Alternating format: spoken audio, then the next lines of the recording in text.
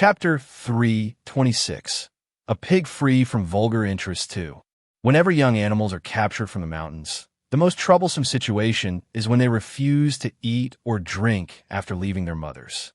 Because refusing to eat or drink will lead to starvation.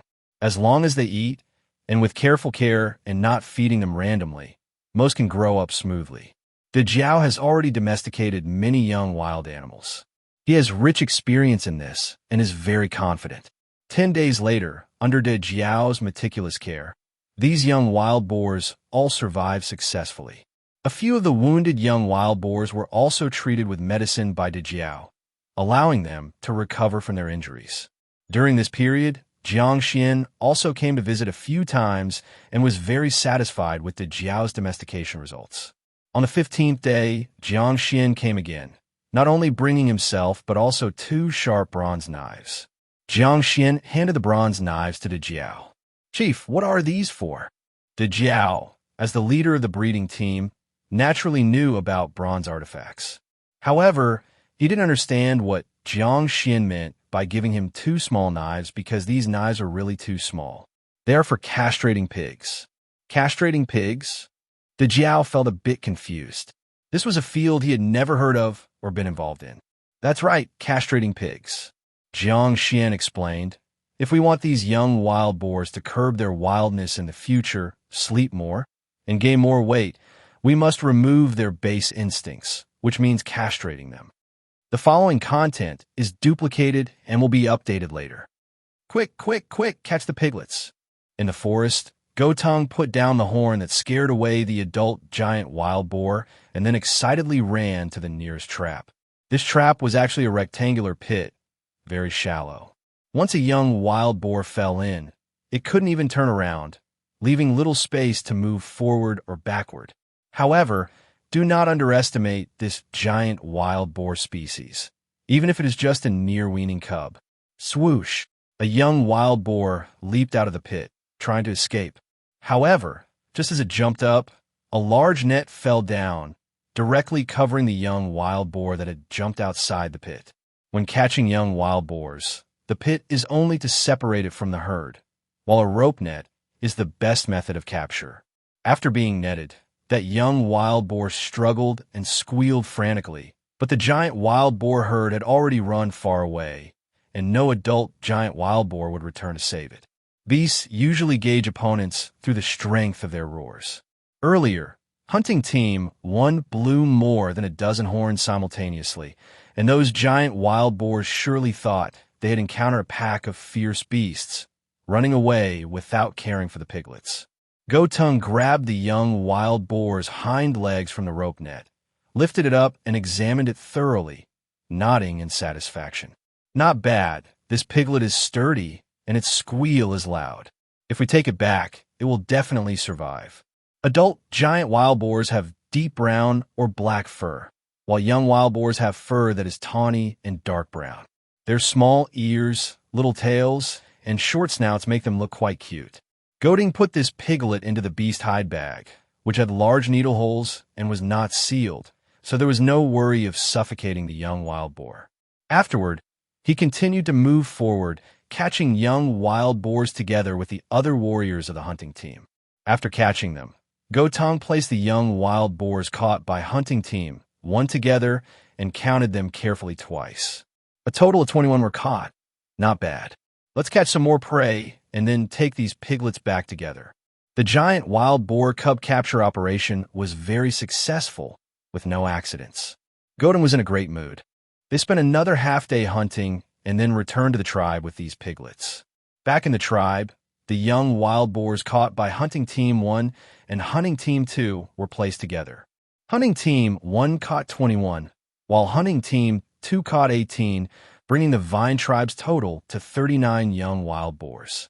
Seeing these young wild boars, Jiang Xuan was overjoyed. If they could be successfully domesticated, the Vine tribe would surely have a large herd of pigs in the future.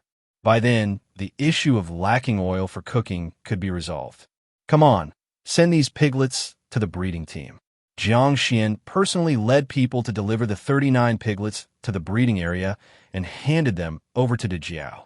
These piglets are not fully weaned yet, so their food needs to be finely chopped for easier digestion. Don't skimp on grain. The tribe is not short of food now. Keep these piglets alive first. Rest assured, Chief, I'll take good care of these piglets. De Jiao attentively remembered everything Jiang Xuan said and reassured him. Piglets are not difficult to raise, and you have accumulated a lot of domestication experience. I believe you will succeed. Jiang Xuan patted De Jiao on the shoulder and then turned to leave. De Jiao then took people to quickly clean out an empty pen, lay some soft dry grass on the ground, and placed all the piglets inside.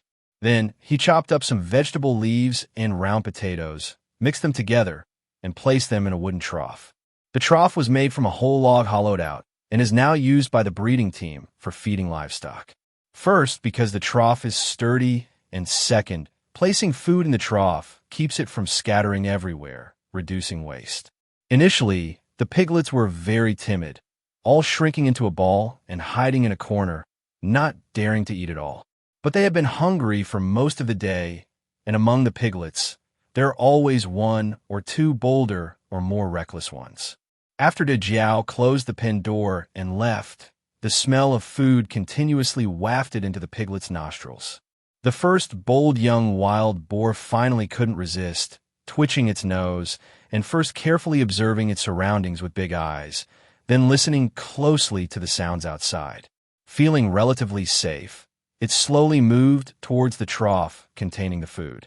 When it approached the trough, it still found no signs of danger nearby, so it tentatively nibbled on a piece of round potato. The young wild boar was born with teeth, and biting into the crunchy round potato was nothing for them. The taste of round potato was sweet, a huge temptation for the young wild boar. After taking a bite, it couldn't stop and immediately started gobbling it down. The other hungry piglets, seeing the one eating without any danger, couldn't resist any longer. Herd animals generally have a mentality of following the crowd, and so do piglets. Soon, one by one, the young wild boars ran towards the trough and began to eat. After leaving for some time, De Jiao sneaked back and lay outside the pen, peering through the gaps in the wooden walls to see the piglets eating inside. This made him breathe a sigh of relief. Whenever young animals are captured from the mountains, the most troublesome situation is when they refuse to eat or drink after leaving their mothers. Because refusing to eat or drink will lead to starvation. As long as they eat, and with careful care and not feeding them randomly, most can grow up smoothly. De Jiao has already domesticated many young wild animals. He has rich experience in this and is very confident. 10 days later, under De Jiao's meticulous care, these young wild boars all survived successfully. A few of the wounded young wild boars were also treated with medicine by De Jiao, allowing them to recover from their injuries.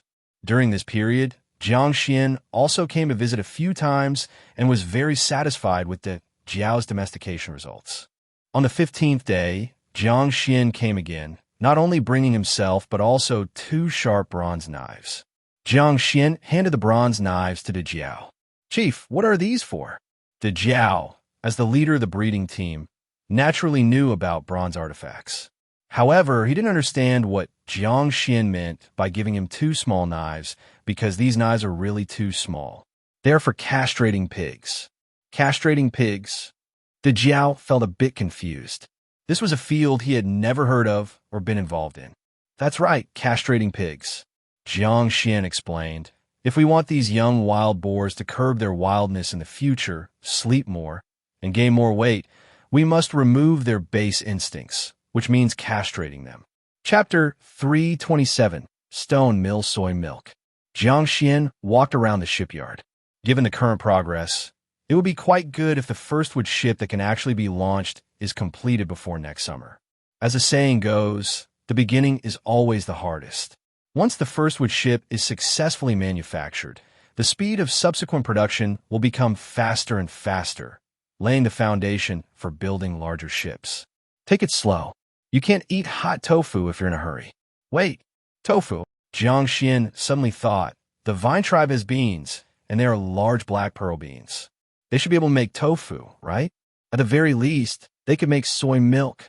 It's far better than eating the beans directly, and there's no worry about bloating from eating too many. That's right. How did I forget about soy milk and tofu? Jiang Xuan encouraged a few people at the shipyard and then left for the stone workshop.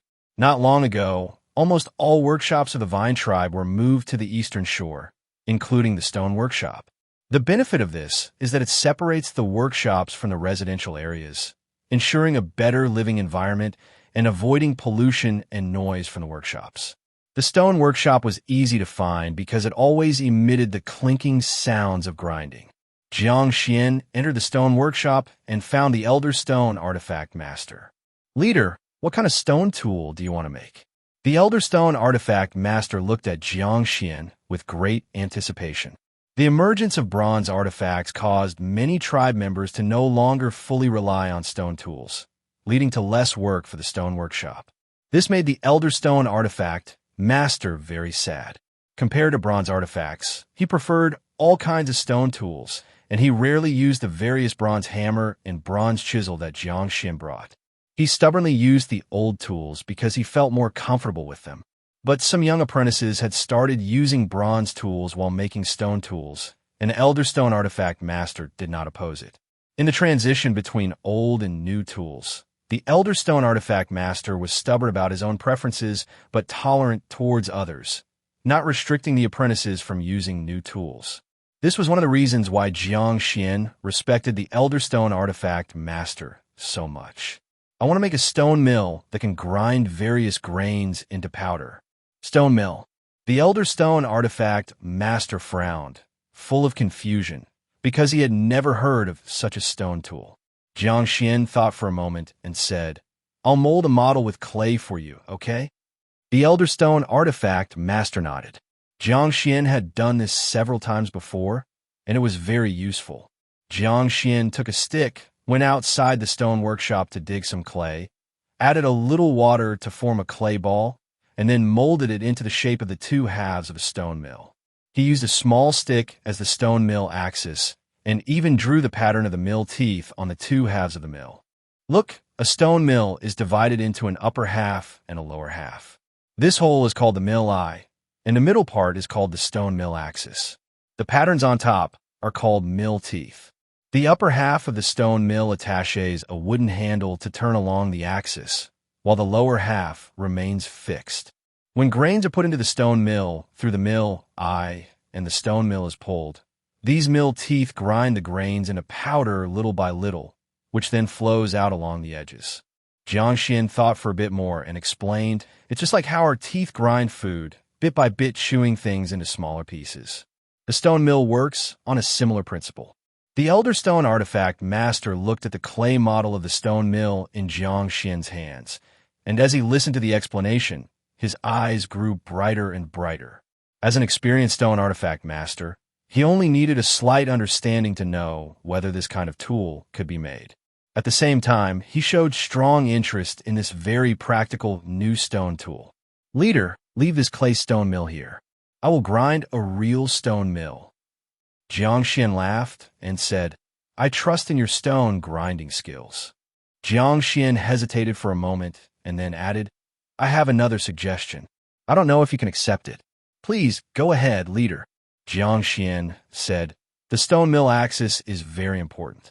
If made of wood, it wears out easily and is prone to breaking. If made of stone, ordinary stone could easily break, and using top-grade stone for a single axis seems wasteful. Since we will need many such stone mills in the future, we can't all use top-grade stone for the axis. So, I think casting the stone mill axis in bronze would be a good choice. It would be both wear-resistant and less prone to breaking. After Jiang Xuan finished speaking, he looked sincerely at the Elder Stone Artifact Master, because he knew that the Master did not like bronze artifacts very much. Integrating them into his traditionally crafted stone tools, Jiang Xuan did not know if he would accept it. The Elder Stone Artifact Master's face stiffened, and after a moment of silence, he looked at the bronze artifacts that other apprentices in the stone workshop were using and eventually compromised. Since the leader believes bronze is suitable for casting the stone mill axis, then let's cast it in bronze. Jiang Xuan breathed a sigh of relief. He was really afraid that the Elder Stone artifact master would be too stubborn and traditional, which would greatly reduce the durability of the stone mill produced. Jiang Xuan was about to leave, but he noticed a trace of desolation on the Elder Stone artifact master's face. So he stopped.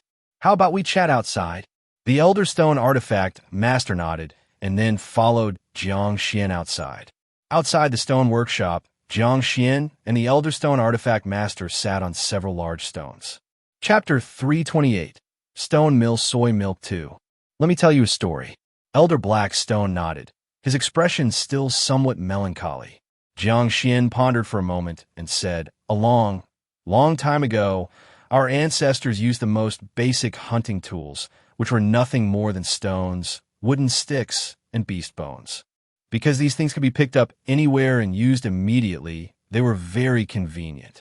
Later, someone discovered that stones with sharp edges were excellent for cutting through beast hide and meat, so they began using sharp stones. Before long, someone found that attaching a sharp stone or beast bone to a wooden stick could inflict greater damage on prey. Thus, stones or beast bones were combined with sticks to create stone spears and bone spears. Then, our ancestors discovered that grinding stones into various shapes allowed for better use, thus inventing the art of polished stone tools. From this, we can see that the tools our ancestors used were gradually created by themselves. For greater power, they often combined 2 or 3 materials to create new tools. Had our ancestors not combined stones with sticks, we wouldn't have stone spears. So, if our ancestors could combine different materials, why can't we now? As long as the tools we make are useful, it doesn't matter whether they're made of stone or bronze." After listening to Jiang Xuan, Blackstone's face showed a thoughtful expression, touched by Jiang Xuan's words. Indeed, as long as the tools are effective, what does it matter if they're made of stone or bronze? After a long pause, Elder Blackstone solemnly said, "Chief, I understand now. I will try to accept bronze." Jiang Xuan smiled and nodded, feeling relieved that his words had not been in vain. The following content is repetitive and will be updated later. Jiang Xuan wandered around the shipyard. Given the current progress, if the first truly seaworthy wooden ship could be made before next summer, it would be quite an achievement. As the saying goes, starting is the hardest part. Once the first wooden ship is built successfully, the speed of subsequent constructions will increase, laying the foundation for building larger ships. Take it slow. Haste makes waste. Wait, tofu. Jiang Xuan suddenly remembered that the vine tribe had beans, specifically large black pearl beans. They should be able to make tofu, right? At worst, they could make soy milk. It would surely taste better than eating the beans directly, and no need to worry about bloating from eating too much. Right? How could I have forgotten about soy milk and tofu? Jiang Xuan encouraged a few people at the shipyard before leaving to head for the stone workshop. Not long ago, almost all workshops of the Vine tribe had moved to the East Bank, including the stone workshop. The advantage of this was to keep the various workshops separate from the residential area, ensuring a better living environment and avoiding pollution and noise for various workshops. The stone workshop was easy to find because it always emitted the clinking sound of grinding. Jiang Xuan entered the stone workshop and found Elder Blackstone. "Chief, what kind of stone tools do you want to make?" Elder Blackstone looked at Jiang Xuan with anticipation. With the advent of bronze artifacts, many tribe members no longer completely relied on stone tools, leaving less work for the stone workshop. This saddened Elder Blackstone. Compared to bronze artifacts, he still preferred various stone tools.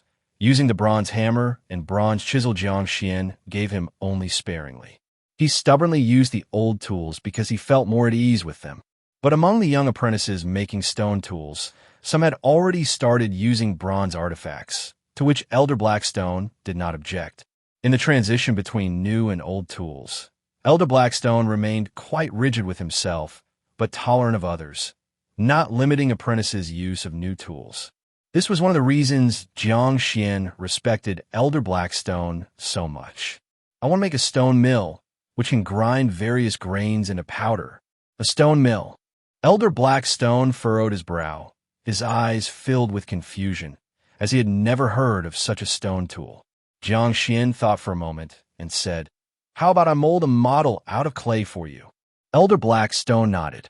Jiang Xuan had molded models with clay several times before, which had proved very useful. Jiang Xuan took a stick to dig some clay from outside the stone workshop, added a little water to form a clay ball, and then molded it into the shape of stone millstones, using a small stick as the stone mill spindle and carving the grooves on the millstones. Look, the stone mill is divided into an upper and lower slab. This opening is called the mill eye, and the middle is the stone mill spindle. These grooves on top are called mill teeth. The upper slab of the stone mill has a wooden handle attached that allows it to rotate around the spindle, while the lower slab remains fixed. When grains are placed through the mill eye into the stone mill, rotating the mill will gradually grind the grains into powder, which will then flow out along the edge. Jiang Xuan thought for a moment and explained, "It's like our teeth grinding food, mashing it bit by bit. The stone mill operates on a similar principle." Watching Jiang Xuan's clay model of the stone mill and listening to his explanation, Elder Blackstone's eyes grew increasingly bright. As an Elder Stone artifact master, he could quickly understand whether something was feasible. At the same time, he showed great interest in this very practical new stone tool. "Chief, leave this clay model here. I'll grind out the real stone mill." Jiang Xuan laughed. "I trust your skills in grinding stone tools."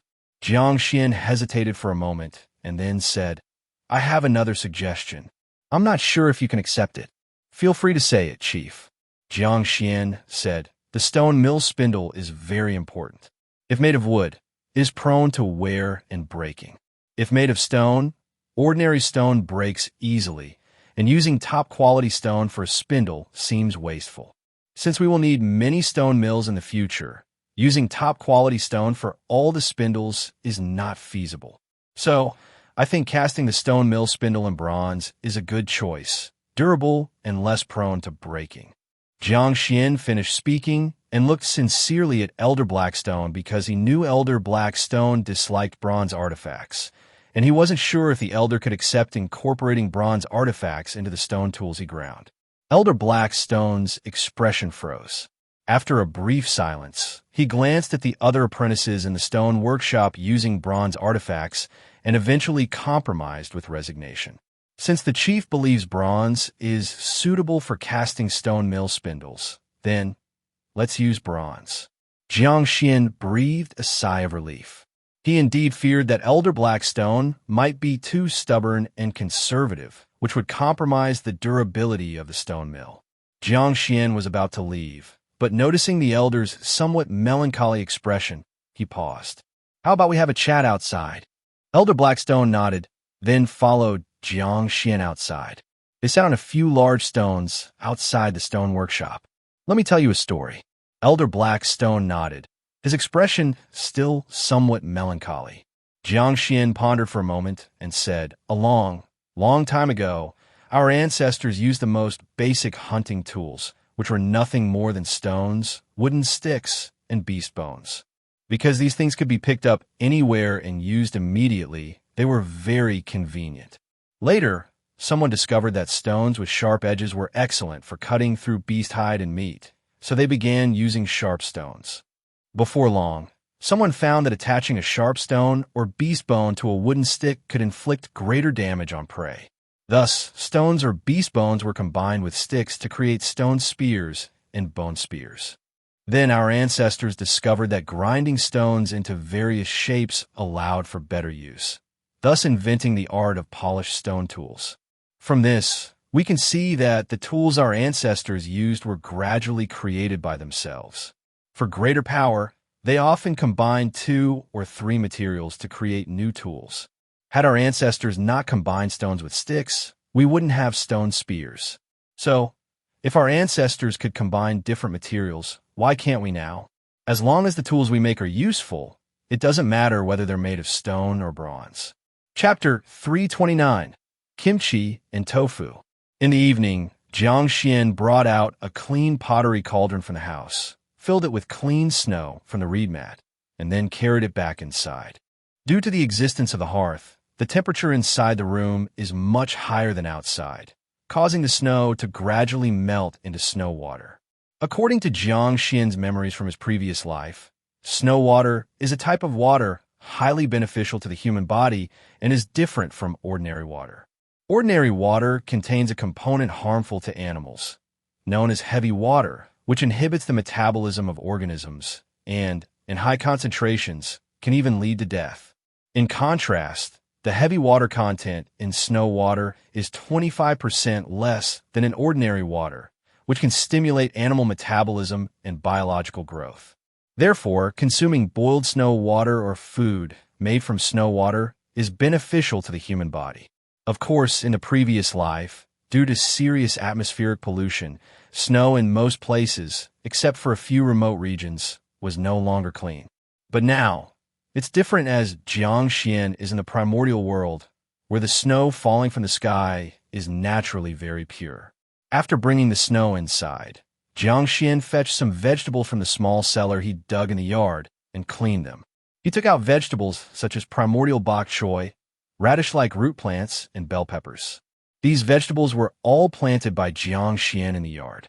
When the weather turned cold, he harvested all the vegetables, some of which were dried into vegetable sheets, while others were stored in the small cellar for slow consumption.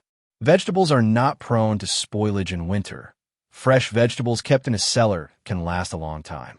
After washing these vegetables clean, Jiang Xuan placed them in a basket woven from vines to dry off the moisture. He then cleaned a pottery cauldron thoroughly and placed it in the hearth, adding a lot of snow that showed signs of melting into the cauldron. As the flames scorched, the pottery cauldron grew increasingly hot, and the snow inside quickly melted into snow water. Since snow shrinks in volume following melting, the full cauldron of snow earlier became scant after melting. Consequently, Jiang Xuan continuously added snow until half the cauldron was filled with snow water. Jiang Xuan removed the fire underneath the cauldron and then added a suitable amount of salt to the boiling snow water, allowing it to cool naturally. Next, he brought out 2 jars and cleaned them. These 2 jars were pickle jars Jiang Xuan personally crafted in the past, equipped with an inner and an outer lid plus rim that holds water, offering excellent sealing. Once the snow water cooled and the vegetables dried, Jiang Xuan began making the delicacy from his memory. That was snow water pickles. Snow water pickles are crisper and more delicious than ordinary pickles, with a very good taste. More importantly, pickles made with snow water are not easily spoiled, even with somewhat rough techniques.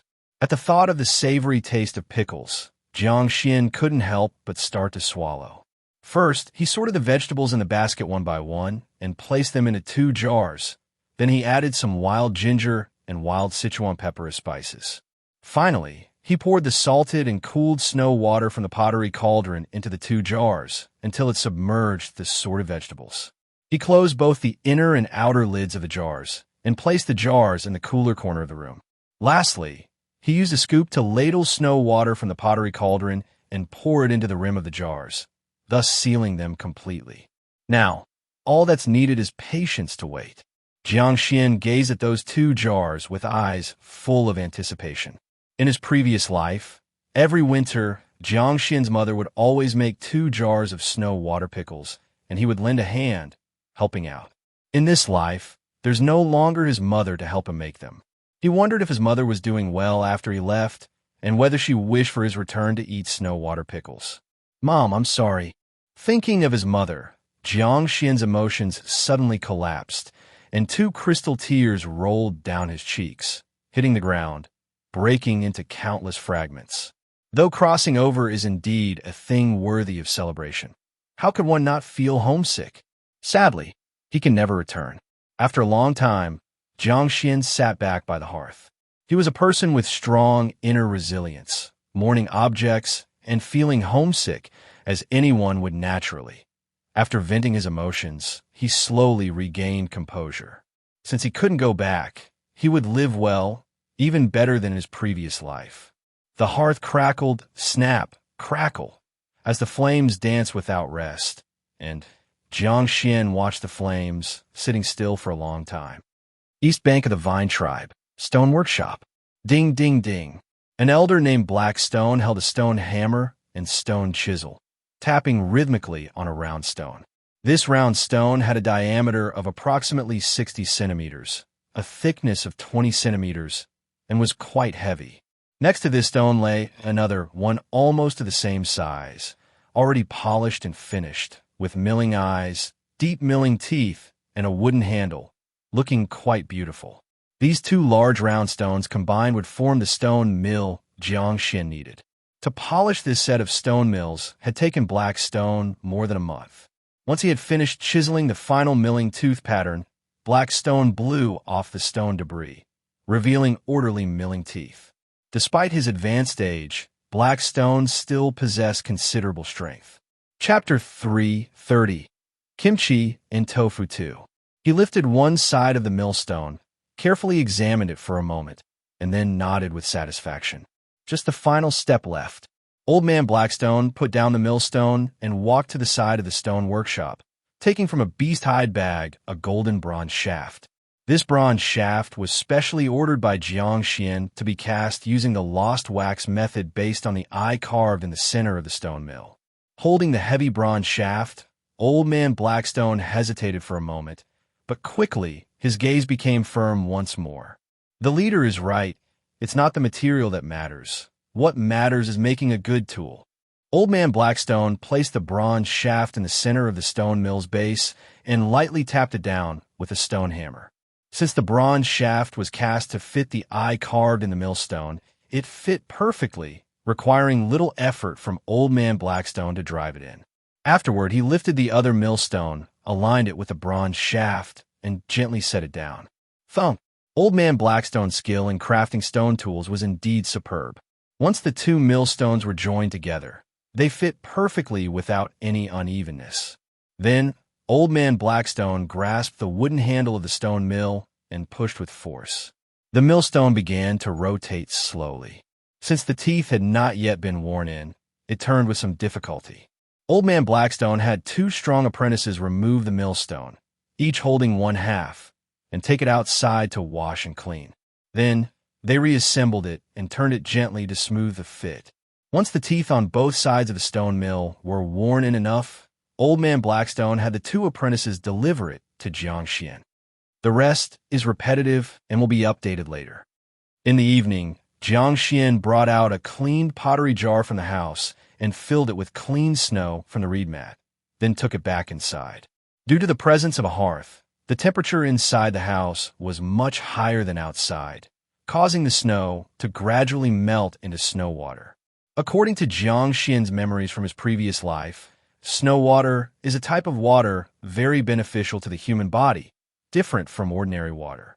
Ordinary water contains a component harmful to animals, known as heavy water, which inhibits biological metabolism and, if too high in concentration, can even lead to biological death. In contrast, snow water contains 25% less heavy water than ordinary water and can stimulate animal metabolism and growth. For this reason, drinking boiled snow water or consuming food made with snow water is beneficial to the human body. Of course, in the past life, due to severe air pollution, snow falling in most places, except for some remote regions, was no longer clean. Now, however, it's different. Jiang Xuan is in the primordial world, and the snow falling from the sky is naturally very pure. After bringing the snow back inside, Jiang Xuan took some vegetables from the small cellar he had dug in the yard and cleaned them. The vegetables he retrieved included primitive bok choy, radish-like root plants, and bell peppers. All these vegetables were grown in the yard by Jiang Xuan. When the weather turned cold, he harvested all the vegetables. Some were sun-dried and turned into dried vegetables, while others were stored in the small cellar for gradual consumption.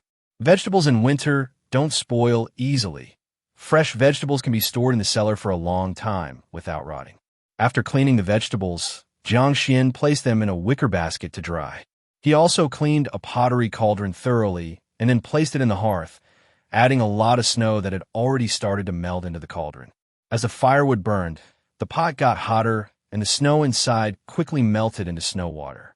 Because the volume decreases when snow melts, even though the pottery cauldron was packed with snow, it yielded little water once melted. Thus, Jiang Xuan kept adding snow into it until half a cauldron of snow water was melted. Jiang Xuan removed the fire from under the pottery cauldron, then added an appropriate amount of salt to the boiling snow water and let it cool naturally. He then took out 2 jars and cleaned them well. These 2 jars were pickling jars Jiang Xuan had personally fired before, equipped with an inner lid and outer lid, along with a water seal rim, making them quite airtight. Once the snow water cooled and the vegetables dried, Jiang Xuan began making the delicacies he remembered. That was snow water pickles. Snow water pickles were crunchier and more delicious than ordinary pickles, with an excellent taste. More importantly, even if the method used to make snow water pickles was a bit rough, they were less prone to spoilage. Just thinking about the crispy taste of the pickles made Jiang Xuan involuntarily swallow. He first carefully arranged the vegetables in the wicker basket and placed them in the 2 jars, then added some spices like wild ginger and wild Sichuan pepper to both jars. Finally, he poured the cooled snow water, which had been salted, from the pottery cauldron into the 2 jars, submerging the arranged vegetables. He then closed the inner and outer lids of the jars and set them in a cool corner of the house. Lastly, he used a dipper to scoop snow water from the pottery cauldron, pouring it into the jar rims, sealing the jars completely. Now, all that's left is a patient wait. Jiang Xuan looked at the 2 jars, his eyes filled with anticipation. In his previous life, every winter, Jiang Xuan's mother would make 2 jars of snow water pickles, and he would help her. This time, however, there was no mother to assist him in making them. He wondered if his mother, after he left, was doing well, and whether she hoped for his return to eat snow water pickles. "Mom, I'm sorry." Thinking of his mother, Jiang Xuan's emotions suddenly collapsed, and 2 crystalline tears rolled down his cheeks, shattering into countless pieces upon hitting the ground. Time travel is certainly something to be thankful for, but people are not trees or stones. How can one not long for home? Sadly, there was no going back, ever. After a long time, Jiang Xuan sat back by the hearth. He was a strong-willed person. Having indulged in memories for a moment was only natural. After releasing his emotions, he slowly regained his composure. Since he couldn't go back, he decided to live well, even better than in his previous life. The hearth crackled and crackled, flames leaping incessantly, and Jiang Xuan watched the fire, sitting there for a long time. East bank of the Vine Tribe, stone workshop. Ding, ding, ding. Old Man Blackstone held a stone hammer and stone chisel, tapping steadily and rhythmically on a round stone. This round stone had a diameter of about 60 centimeters and a thickness of 20 centimeters, making it quite heavy. Next to this stone was another stone of almost the same size that had already been polished, featuring a grinding eye, deep grinding teeth, and a wooden handle, looking very exquisite. Together, these 2 large round stones formed the stone mill needed by Jiang Xuan. Old Man Blackstone had already spent over a month grinding this set of millstones. Once he finished striking the last groove of the mill teeth, Old Man Blackstone blew away the stone dust, revealing the neat grinding teeth. Despite his advanced age, Old Man Blackstone still had considerable strength. He lifted one side of the millstone, carefully examined it for a moment, and then nodded with satisfaction. Just the final step left. Old Man Blackstone put down the millstone and walked to the side of the stone workshop, taking from a beast-hide bag a golden bronze shaft. This bronze shaft was specially ordered by Jiang Xuan to be cast using the lost wax method based on the eye carved in the center of the stone mill. Holding the heavy bronze shaft, Old Man Blackstone hesitated for a moment, but quickly his gaze became firm once more. The leader is right. It's not the material that matters. What matters is making a good tool. Old Man Blackstone placed the bronze shaft in the center of the stone mill's base and lightly tapped it down with a stone hammer. Since the bronze shaft was cast to fit the eye carved in the millstone, it fit perfectly, requiring little effort from Old Man Blackstone to drive it in. Afterward, he lifted the other millstone, aligned it with the bronze shaft, and gently set it down. Thump! Old Man Blackstone's skill in crafting stone tools was indeed superb. Once the 2 millstones were joined together, they fit perfectly without any unevenness. Then, Old Man Blackstone grasped the wooden handle of the stone mill and pushed with force. The millstone began to rotate slowly. Since the teeth had not yet been worn in, it turned with some difficulty. Old Man Blackstone had 2 strong apprentices remove the millstone, each holding one half, and take it outside to wash and clean. Then, they reassembled it and turned it gently to smooth the fit. Once the teeth on both sides of the stone mill were worn in enough, Old Man Blackstone had the 2 apprentices deliver it to Jiang Xuan. Chapter 331. Do you want to join the Vine tribe? After making the tofu, Jiang Xuan prepared the dipping sauce and braved the heavy snow to bring a portion to Qi Xiao, personally heating it for her with a bronze pot. Ever since the Vine tribe began producing bronze, many everyday items have changed, like the bronze knife for cutting vegetables and the bronze pot for cooking. However, for now, only Jiang Xuan and Qi Xiao can use these bronze artifacts. They will be gradually promoted later. This is called tofu. I made it with black pearl beans. It tastes pretty good. Have a try. Jiang Xuan placed the tofu in front of Qi Xiao, looking at her expectantly. Qi Xiao picked up the chopsticks, gently picked up a piece of tofu, dipped it in some sauce, and then put it in her mouth. It's very tasty. Qi Xiao ate another piece, and indeed it tasted quite good. Jiang Xuan smiled and said, "Eat more. After you finish, I'll make it again next time." Qi Xiao nodded and ate a few more pieces, then put down her chopsticks. "Why did you stop eating?" "I still have some medicinal powder to finish here. I'll eat it later during mealtime." Qi Xiao sat down by the fire pit and started grinding herbs again. She needed to crush several kinds of herbs and mix them together to make a medicinal powder highly effective for healing. She's always like this, busy and bustling. "Sister, I have an idea. I wonder if you would be willing." "Go ahead. I want you to take a group of apprentices and teach them to recognize herbs, process herbs, and treat illnesses and injuries." Qi Xiao frowned slightly, but said nothing. The inheritance of witch doctor skills has always been something only a witch can learn. Even if it were to be taught, it would only be taught to the next candidate for witch, according to the tribe's rules. Now, Jiang Xuan wants to break these rules. Jiang Xuan continued, "Sister, this is how I see it. Our tribe is getting bigger, and the people are increasing. Relying on you alone, even if you don't rest, you can't handle everything. You can't just spend every day grinding herbs and seeing patients, right? If you take a group of apprentices, it will be different. Tasks like handling medicines and grinding powders can completely be left to them, and you just need to supervise. That way, you won't be so tired, and if our people get injured or sick, they can be treated promptly too. In the future, we could even open a specialized witch hospital where all the sick and injured tribesmen can go. With many witch doctors treating them, they won't have to wait too long. Sister, what do you think of my idea?" After Jiang Xuan finished speaking, he looked at Qi Xiao expectantly. Actually, this idea had been hovering in his mind for a long time. He had previously arranged 2 people to help Qi Xiao, but Qi Xiao didn't teach them witch doctor skills. Qi Xiao was silent for a moment and said, "Let me think about it." Jiang Xuan continued to persuade. "Sister, have you thought about where your witch doctor skills came from? The old witch taught you, right? Have you ever thought about why the old witch taught you and why he carved the Great Wilderness Hunter Herbs map?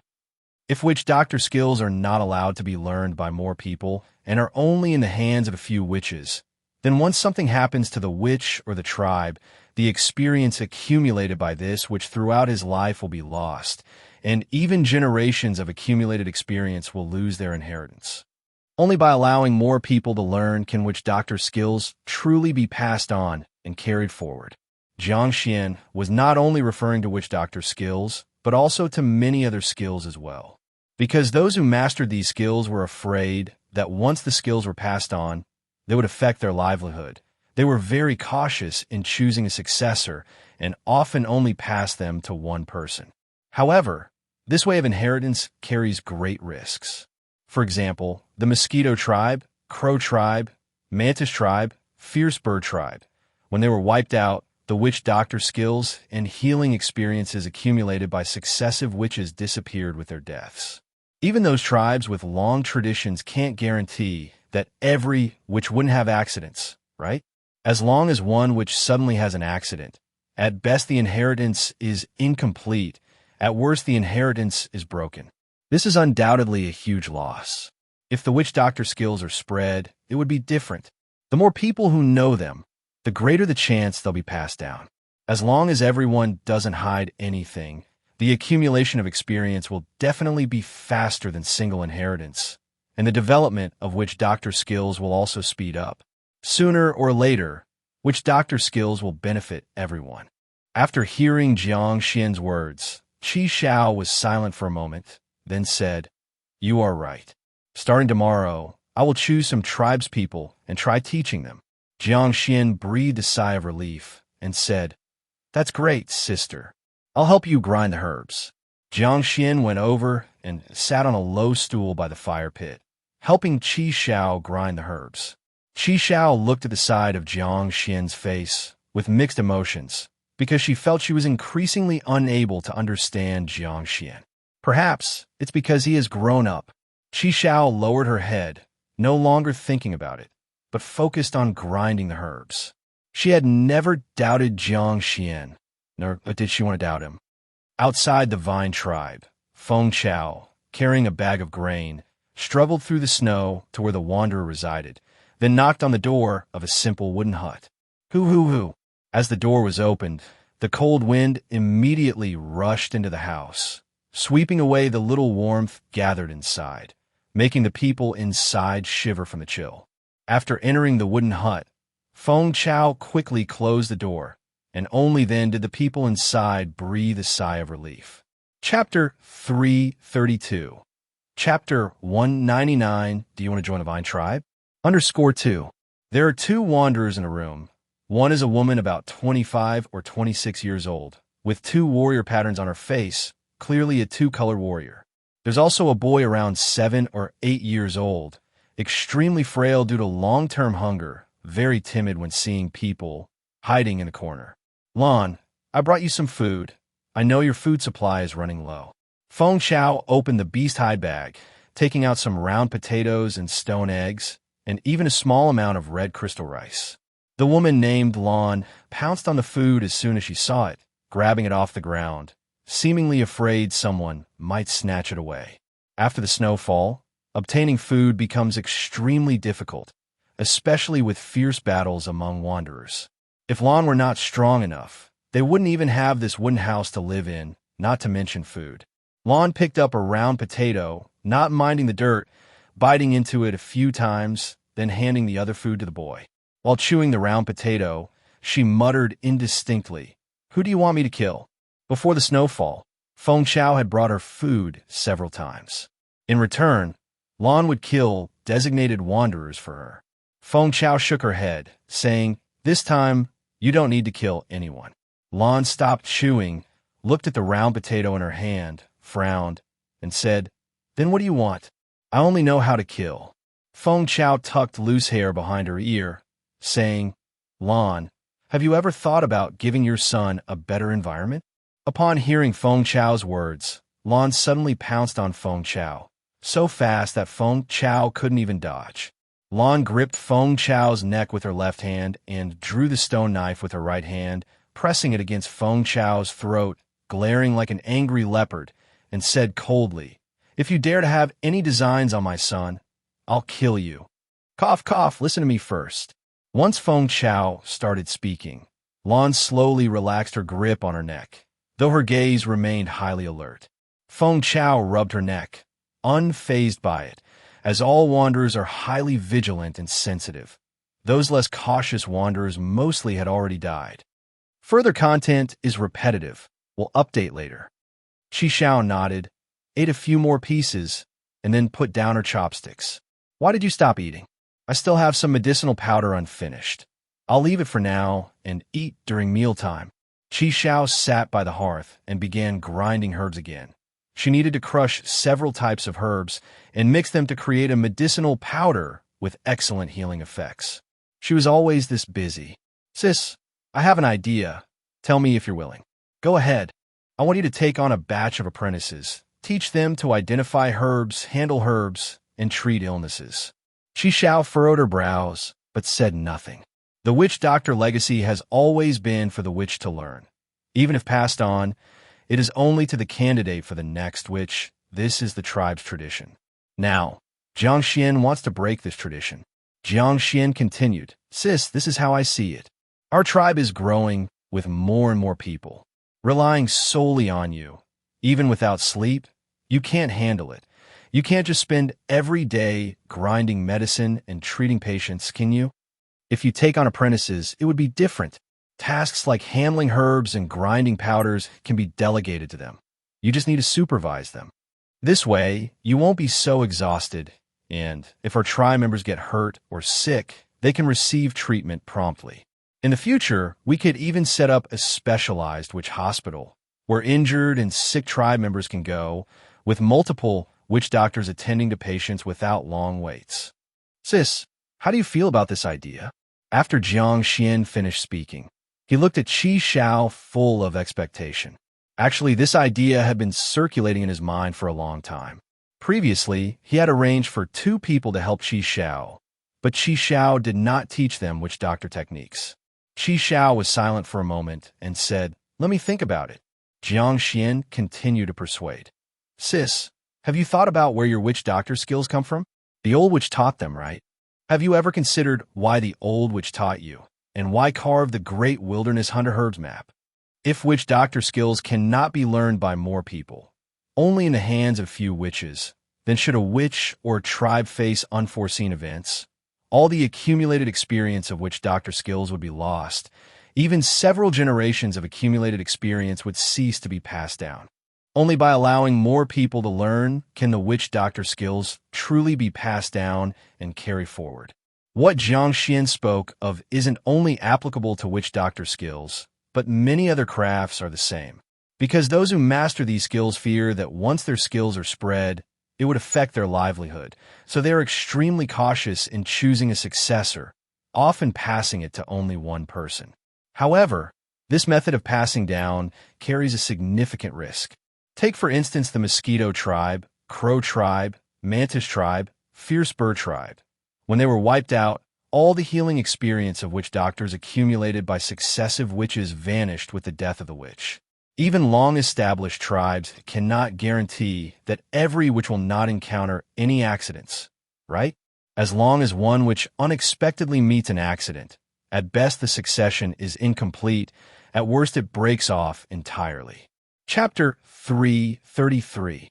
Want to join the Vine Tribe? 3. This is undoubtedly a huge loss. Spreading the witch doctor skills would be different.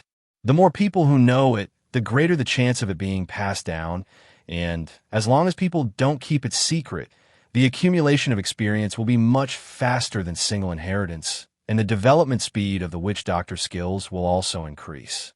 Sooner or later, the witch doctor skills will benefit everyone. After listening to Jiang Xuan's words, Qi Xiao was silent for a moment, then said, "You're right. Starting tomorrow, I'll select some tribesmen to try teaching them." Jiang Xuan breathed a sigh of relief and said, "That's wonderful. Sister, I'll help you grind the medicine." Jiang Xuan walked over, sat on the low stool by the fire pit, and helped Qi Xiao grind the medicine. Qi Xiao looked at Jiang Xuan's profile, feeling somewhat complicated because she felt she was increasingly unable to understand Jiang Xuan. Maybe it's because he has grown up. Qi Xiao bowed her head, not thinking about it anymore, and calmly focused on grinding the medicine. She never doubted Jiang Xuan, nor did she want to doubt. Outside the Vine Tribe, Feng Chao carried a bag of food, stepping heavily and lightly as she walked toward the area where the wanderers lived, then knocked on the door of a simple wooden hut. Hoo-hoo-hoo. Once the door was opened, the cold wind rushed into the house, sweeping away the meager warmth that had been gathered inside, making the people inside shiver. After Feng Chao entered the wooden house, she immediately closed the door, and the people inside breathed a sigh of relief. Inside the house, there were 2 wanderers, a woman around 25 or 26 years old, whose face had 2 warrior patterns, clearly marking her as a 2-color warrior. There was also a boy around 7 or 8 years old, extremely emaciated due to long-term malnutrition, who appeared very timid and hid aside upon seeing people. Lan, I brought you some food. I know your food is running low. Feng Chao opened the beast-hide bag and took out some round potatoes and stone eggs, even a small amount of red crystal rice. The woman named Lan, upon seeing the food, immediately pounced and gathered the food from the ground as if afraid it would be stolen. Obtaining food after the snow was extremely difficult, especially with fierce conflicts among the wanderers. If it weren't for Lan's relatively strong abilities, she wouldn't even have a wooden hut to live in, let alone food. Lan picked up a round potato, not caring about its dirt, and took a few bites, then passed the rest of the food to the boy. Chewing on the round potato, she mumbled, "Who do you want me to kill?" Before the snow, Feng Chao had brought her food several times in exchange for Lan killing specific wanderers. However, Feng Chao shook her head and said, "This time, you don't need to kill anyone." Lan stopped chewing, looked at the round potato in her hand, frowned, and said, "Then what do you want? I only know how to kill." Feng Chao tucked her scattered hair behind her ear, saying, "Lan, have you ever thought about giving your son a better environment?" Upon hearing Feng Chao's words, Lan suddenly lunged at Feng Chao, moving so swiftly that Feng Chao didn't even have time to evade. Lan gripped Feng Chao's neck with her left hand, drew the stone knife with her right hand, and held it against Feng Chao's neck, glaring at her like an angry leopard, coldly saying, "If you dare to harm my son, I'll kill you." Cough, cough, listen to me first. Once Feng Chao started speaking, Lan slowly released her grip, though her gaze remained very guarded. Feng Chao rubbed her neck, not caring much, as all wanderers were like this, highly vigilant and sensitive. Those with low vigilance among the wanderers were mostly already dead. Chapter 334 to 335. Welcome to Join the Vine Tribe. It's such a cold day. Have some hot soup first to warm up. Jiang Xuan took out a pottery bowl and scooped a big bowl of meat soup for Lan, the boy, and Feng Chao, with quite a bit of meat in it. Lan was very cautious. She stared at the meat soup, wanting to drink it, but didn't pick it up. Jiang Xuan smiled and said, "Don't worry, it's not poisoned. If I wanted to kill you, I wouldn't need to resort to such means." Feng Chao picked up her own meat soup and chimed in, "Exactly, our leader is a powerful 5-color warrior." Ooh! Feng Chao blew on the scalding hot meat soup and then started drinking it. Lan looked at Jiang Xuan and then at Feng Chao, who was drinking the soup, realizing they were right. If Jiang Xuan wanted to kill them, he wouldn't need to go through so much trouble.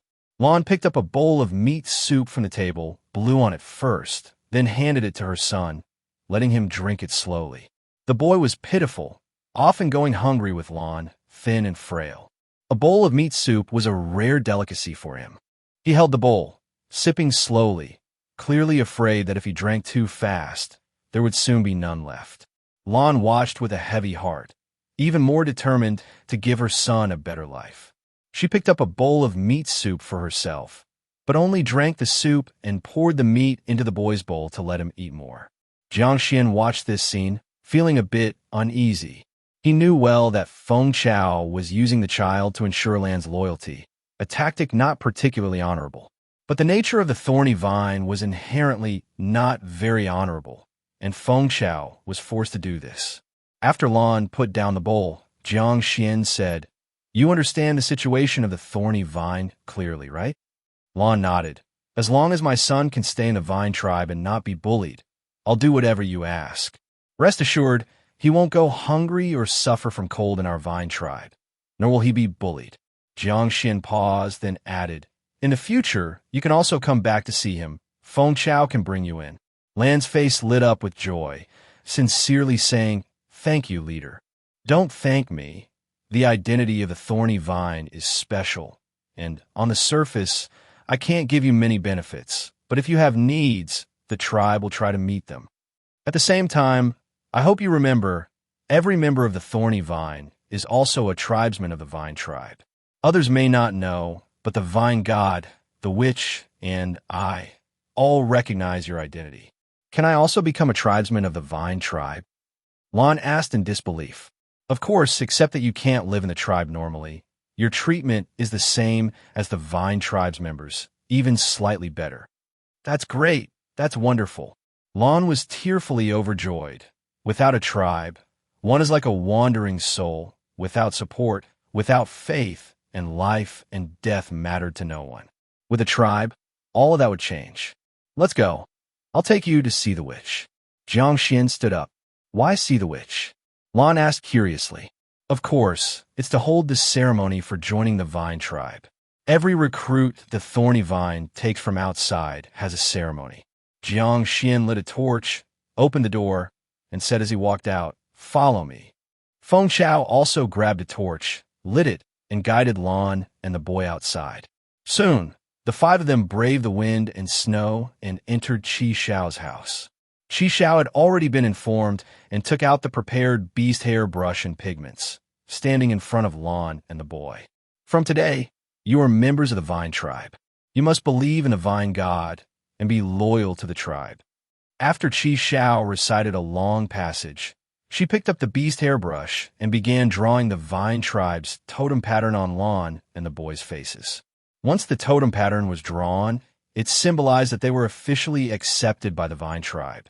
Lon and the boy were so excited they couldn't speak, fearing to touch their faces and smudge the patterns. Jiang Xuan smiled and said, "Welcome to the Vine tribe." "Thank you, leader." "Thank you, witch." Lon held her son, expressing gratitude repeatedly, her feelings indescribable at this moment. "Don't thank me yet. Although you've joined the Vine tribe, as I said before, the identity of the Thorny Vine is special. So, the child can stay in the tribe, and I will have someone take good care of him. However, Lon, you need to return to the small cabin outside the tribe. Your public identity will still be a wanderer, but rest assured, food, warm beast hide clothing, and such things will be secretly delivered to you by the tribe." Lon nodded, as these were arrangements discussed in advance, and she had no objections. Then, Jiang Xuan took the boy to the breeding team overnight, instructing De Jiao to take good care of him and not let others bully him. The work at the breeding team was relatively easier, and with Jiang Xuan's instructions, De Jiao would surely take good care of the boy. Lon watched as her son was settled, choking back tears as she told him to behave and take care of himself and the tribe. Then, determinedly, she left the East Shore breeding area with Jiang Xuan and under Feng Chao's escort, left the Vine tribe and returned to the dilapidated hut outside the vine wall. Feng Chao left behind some food, ordinary beast hide clothing, and a bone spear, along with 2 stone knives, and then left the cabin. Whoosh, whoosh, whoosh. Outside, the cold wind howled. Lon dug through the ash in the fire pit, revealing the still, smoldering embers, and rekindled the fire pit. Chapter 336, Corruption and Bribery. Ever since receiving the red crystal sent by the small tribal chief, Digu worried for several days, fearing discovery, yet consoling himself that the tribe hadn't suffered any loss. After some time passed, the trading area remained calm and peaceful. No one noticed that Digu had sold a batch of goods at a cheaper price, nor did anyone find anything amiss. As time went on, Digu's mindset underwent some changes. On one occasion, he received a gift from a tribal warrior of a small tribe. This time, although he was a bit uneasy, his mindset was much better than before, not losing sleep over worry like previously. By the third time, he was relatively calm, even gaining some confidence because he hadn't been discovered the first 2 times. This time should be no different. Moreover, he didn't directly take things from the tribe. He just accepted a little something and slightly lowered the prices of goods to be sold. By the 4th time, Digu was completely at ease and confident that it was okay. People from outside the tribe came to trade, offering him something, which seemed completely reasonable. On the 5th occasion, seeing something he wanted, Digu even began to hint to those trading with him that if they gave him the item, he could exchange more goods for them. Step by step, Digu became the first person to accept bribes in the trading area. Because he didn't directly take goods from the store, and not every trade involved a bribe, when Dong Kue checked the inventory, he just felt that some estimated goods prices were high and some sold park were low, thus only reminding him to be careful next time. This is how a person's ambition begins to inflate, especially when wrongdoing goes unpunished and instead brings benefits, causing Gu's ambition to grow even faster. Until one day, Lan, carrying a piece of beast hide, walked into the trading area to the tool shop, wanting to exchange some weapons. Although she had joined the thorny vine, her identity needed to remain a secret, so her behavior was still like that of other wanderers. Gu naturally didn't recognize Lan and assumed she was no different from other wanderers, so during the trade, he started asking for benefits. The beast hide is not bad, but there are quite some flaws. Lan frowned and said, "Where are the flaws?" Gu blew a few breaths on the beast hide, scattering the fur. "Look here, here, and here. All have scars." Lan's frown deepened because fights for survival are common among beasts, and having some smaller scars left behind is unavoidable. Gu's nitpicking was excessive. Gu's gaze swept over Lan and finally settled on the beast tooth necklace around her neck. "This beast tooth necklace is quite nice." Lan continued watching him, unsure of what he intended to do. Seeing her lack of reaction, Gu spoke quietly. "If you could give me the beast tooth necklace, I could overlook those flaws and even exchange an extra weapon for you." After hearing Gu's words, Lan looked at him in disbelief, clearly not expecting him to make such a proposal. Seeing that Lan didn't immediately agree, Gu earnestly said, "If you're unwilling, that's fine, but with these flaws, it's tough to exchange this beast hide for good weapons." Lan, upon hearing this, nearly wanted to kill this scoundrel, but eventually, she restrained herself. Having been a wanderer for so long, she had seen quite a few sinister people, and it wasn't the first time she'd been troubled. After a moment of silence, she said to Gu, "This beast tooth necklace is very important to me.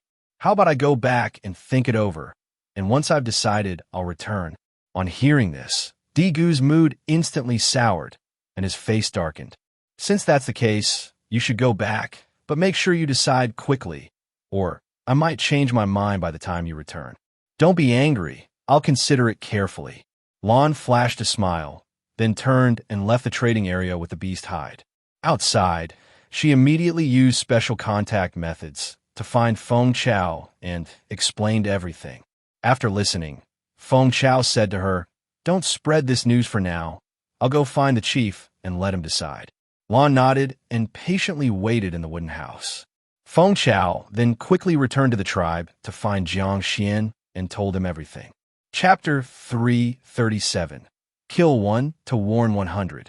Beside the altar of the Vine tribe, Gu was tied up with rope, kneeling on the ground, guarded by 2 warriors. Gu was trembling all over with fear. Even an unknown liquid came out from him, which made the warriors guarding him feel disgusted and even disdainful. Almost all the members of the Vine tribe had gathered. Some knew the situation, some didn't. They pointed in disgust, looking at Gu. "Quiet, everyone." Once everyone had arrived, Jiang Xuan pressed his hands down lightly, and the Vine tribe members hushed, all eyes on Jiang Xuan. Jiang Xuan stood before the altar, Qi Shao beside him, both with very serious expressions. Today, something very vile happened in the trading area. Gu used the power granted to him by the tribe to manage the tool shop, demanding benefits from those who came to trade, and then selling weapons and tools at low prices. Gu's actions have severely harmed the interests and reputation of the tribe, and his crime is unforgivable. Jiang Xuan's sharp gaze swept across all the Vine tribe members. "I know, the tribe has grown larger and wealthier than before. Some people, having enough to eat every day, start to have other thoughts, wanting more. But I want to tell you, if you want more, you must give more, and only what you strive for is truly yours. If anyone wants to take from the tribe without giving, they will pay the price. Now, let the witch announce the verdict on Gu's corruption and bribery." Jiang Xuan turned to look at Qi Shao. Qi Shao nodded and stepped forward slightly. "With the Vine God as witness, I announce from today onward, Gu's power to manage the tool shop is revoked. His strength as a tribal warrior is stripped. His identity as a member of the Vine tribe is canceled, and he is sent to the west of the tribe to reclaim land." After Qi Shao finished speaking, he turned and bowed toward the altar. After hearing the verdict, Gu collapsed in fright. To strip a warrior of their strength and cancel their identity as a member of the vine tribe is worse than death for the people of the tribe. Moreover, to be sent to the west of the tribe to reclaim land is practically a fate worse than death. Others didn't know, but Digu knew a bit. The so-called reclaiming land in the west was just a cover. In reality, it was being sent to mine. Stripped of a warrior's strength, and then sent to mine. Could he ever come back? Thinking of this, Digu's trembling intensified. Buzz! At this moment, a bright green vine quickly extended down from Stone Mountain, finally wrapping around Digu. No, don't! Amid Digu's terrified screams, the green vine pierced his skin, beginning to extract the strength belonging to a warrior. This was an excruciating and torturous process. Just hearing the screams was enough to make one's scalp tingle. Among the crowd, there were some greedy ones who had taken things from the tribe, or had thoughts of embezzlement. Seeing Digu's fate, they broke into a cold sweat and quickly dismissed the idea of taking advantage of the tribe. After the green vine had finished extracting the warrior's strength from within Digu, it immediately retracted back on a stone mountain. Digu had already fainted, and after the vine left, he lay on the ground like a puddle of mud. Jiang Xuan waved his hand and said, "Take him away. Send him to the west to reclaim land." Yes, the guard team warriors immediately dragged Digu away, their actions very rough. Jiang Xuan looked again at the Vine tribe people, saying, "Our Vine tribe has just developed a bit, not even considered a medium-sized tribe yet. There are tribes much stronger than us. Danger can come at any time. I hope everyone can put aside those bad thoughts, unite, and strive to grow the Vine tribe so that we can survive the crises we face. Moreover, I have an announcement. Starting today, the Vine tribe establishes the Law Enforcement Hall, specifically to handle those who violate tribe regulations or damage tribe interests." Jiang Xuan was very clear. No matter how severe the punishment, it could not long-term deter so many people. Only by setting up an institution like the Law Enforcement Hall, specifically responsible for overseeing and punishing various violations and criminal behaviors, could it be effective. Jiang Xuan also planned to draft a set of laws, so the Vine tribe members would know what they can and cannot do, greatly reducing the chances of wrongdoing. Follow-up content repeated. Update tomorrow. If anyone wants to take from the tribe without giving, they will pay the price. Now, let the witch announce the verdict on Digu's corruption and bribery. Jiang Xuan turned to look at Qi Xiao. Qi Xiao nodded and stepped forward slightly. With the Vine God as witness, I announce from today onward, Digu's power to manage the tool shop is revoked, his strength as a tribal warrior is stripped, his identity as a member of the Vine tribe is cancelled, and he is sent to the west of the tribe to reclaim land. After Qi Xiao finished speaking, he turned and bowed toward the altar. After hearing the verdict, Digu collapsed in fright. To strip a warrior of their strength and cancel their identity as a member of the Vine tribe is worse than death for the people of the tribe. Moreover, to be sent to the west of the tribe to reclaim land is practically a fate worse than death. Others didn't know, but Digu knew a bit. The so-called reclaiming land in the west was just a cover. In reality, it was being sent to mine. Stripped of a warrior's strength and then sent to mine. Could he ever come back? Thinking of this, Digu's trembling intensified.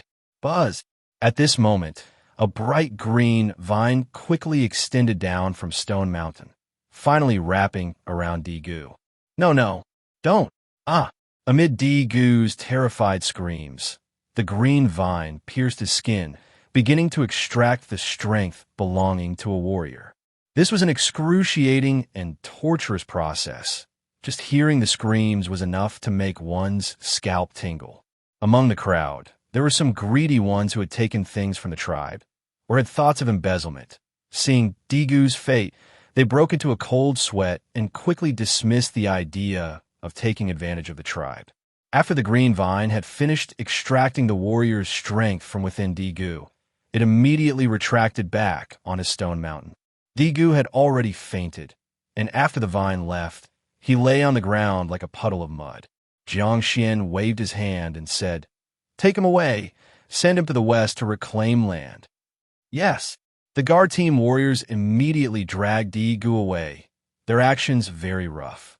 Jiang Xuan looked again at the Vine Tribe people, saying, "Our Vine Tribe has just developed a bit, not even considered a medium-sized tribe yet. Their tribe's much stronger than us. Danger can come at any time. I hope everyone can put aside those bad thoughts, unite, and strive to grow the Vine Tribe, so that we can survive the crises we face. Moreover, I have an announcement. Starting today, the Vine Tribe establishes the Law Enforcement Hall, specifically to handle those who violate tribe regulations or damage tribe interests." Jiang Xuan was very clear. No matter how severe the punishment, it could not long-term deter so many people. Only by setting up an institution like the Law Enforcement Hall, specifically responsible for overseeing and punishing various violations and criminal behaviors, could it be effective. Jiang Xuan also planned to draft a set of laws, so the Vine Tribe members would know what they can and cannot do, greatly reducing the chances of wrongdoing. Chapter 338. Unification of Currency and Measurements. After establishing the Law Enforcement Hall and drafting the laws, everyone dispersed, but Jiang Xuan remained seated, seemingly lost in thought. Qi Xiao was about to leave, but seeing Jiang Xuan's expression, she stopped. "Xuan, what are you thinking?" Jiang Xuan lifted his head. "Corruption and bribery will surely happen again, and likely in abundance. People are naturally greedy, and few can resist taking when opportunities arise. So, I'm pondering how to prevent such occurrences to the greatest extent possible." Qi Xiao asked in confusion, "Didn't we just establish the Law Enforcement Hall? Plus, we severely punished Di Gu, which should deter many, right?" Jiang Xuan shook his head. "If the benefits are substantial enough, many would gamble with their lives. Thus, merely relying on deterrence isn't enough. We must employ other strategies to prevent these things from happening." "What strategies should we use then?" After a moment of silence, Jiang Xuan's eyes sparkled as he said, "Create currency." "What is this currency?" Qi Xiao had never heard the term. Jiang Xuan explained in the simplest terms Qi Xiao could understand. Currency is a type of commodity that people in a certain region need and willingly trade. The essence of currency is a product that can be used for trading.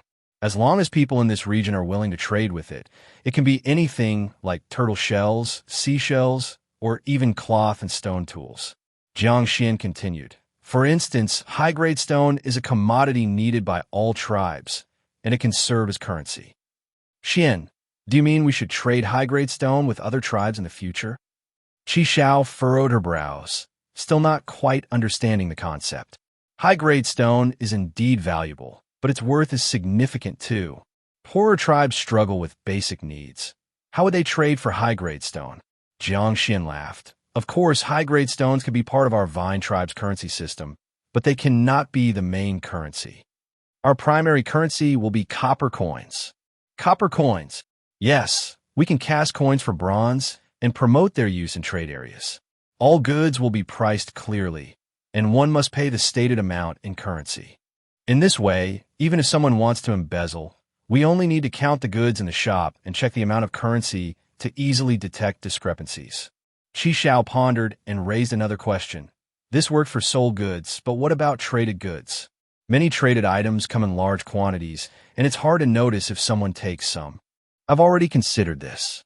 Besides creating currency, the second thing we need to do is standardize measurements." "And what are these measurements?" Qi Xiao felt overwhelmed, wondering how much Jiang Xuan learned from that mysterious elder, since she had never heard of these concepts. Jiang Xuan said, "Measurement refers to length. For example, to measure the height of a tree, we can use a fixed unit of length. Let's use meter as a unit. We can fix the length of a meter and then measure the tree to determine how many meters tall it is. Quantity is a tool for calculating the number of items. For instance, if we have a water jar, how do we know how much water it holds? At this point, we need a tool, like a water dipper, to scoop the water from the jar one dipper at a time, thus knowing the total number of dippers of water. If we fix the size of the water dipper, we can not only calculate the quantity of water, but also measure smaller grains like bamboo rice. How much we harvest from a piece of land can be clearly calculated." "Wait, On the other hand, for example, if last year we harvested a large stone egg, how heavy is it? We can use Gene as a unit of weight, fix its weight, and then create a tool to weigh objects, letting us know how heavy the stone egg is. Does Sister understand the explanation now? Saying these words left Jiang Xuan parched. He took up a clay cup and drank a large amount of water.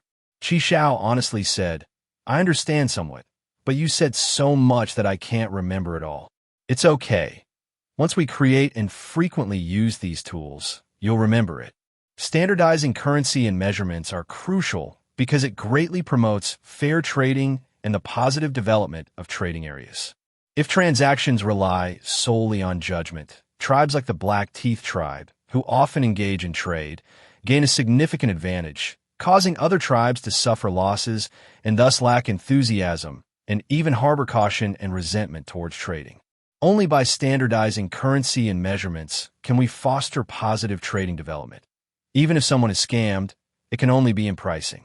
In terms of quantity, even if someone tampers with a measuring tool, it's unlikely to be too obvious or overly deceitful. Xiao thought for a moment and raised another critical concern, but these things are developed by our vine tribe. What if other tribes refuse to acknowledge them? Jiang Xuan confidently smiled and replied, as long as our vine tribe grows stronger, with more goods available, surrounding tribes will have no better trading partners than us. They will have no choice but to acknowledge. Chapter 339, Unification of Currency and Measurements 2. Jiang Xuan's words were filled with such confidence that Xiao was momentarily stunned. When she snapped out of it, she felt immensely proud because Jiang Xuan was her younger brother. Then let's do it. My sister supports you. All right, I'll go to the smelting workshop now and make the ruler first. The ruler is one of the most important tools. With a ruler that has fixed units, the vine tribe can create things with uniform size for mass production in the future. Jiang Xuan headed to the smelting workshop, while Xiao returned to her courtyard. The first batch of which medical apprentices had been selected, totaling 10 people, both male and female, who were interested in herbs and witch doctor practices.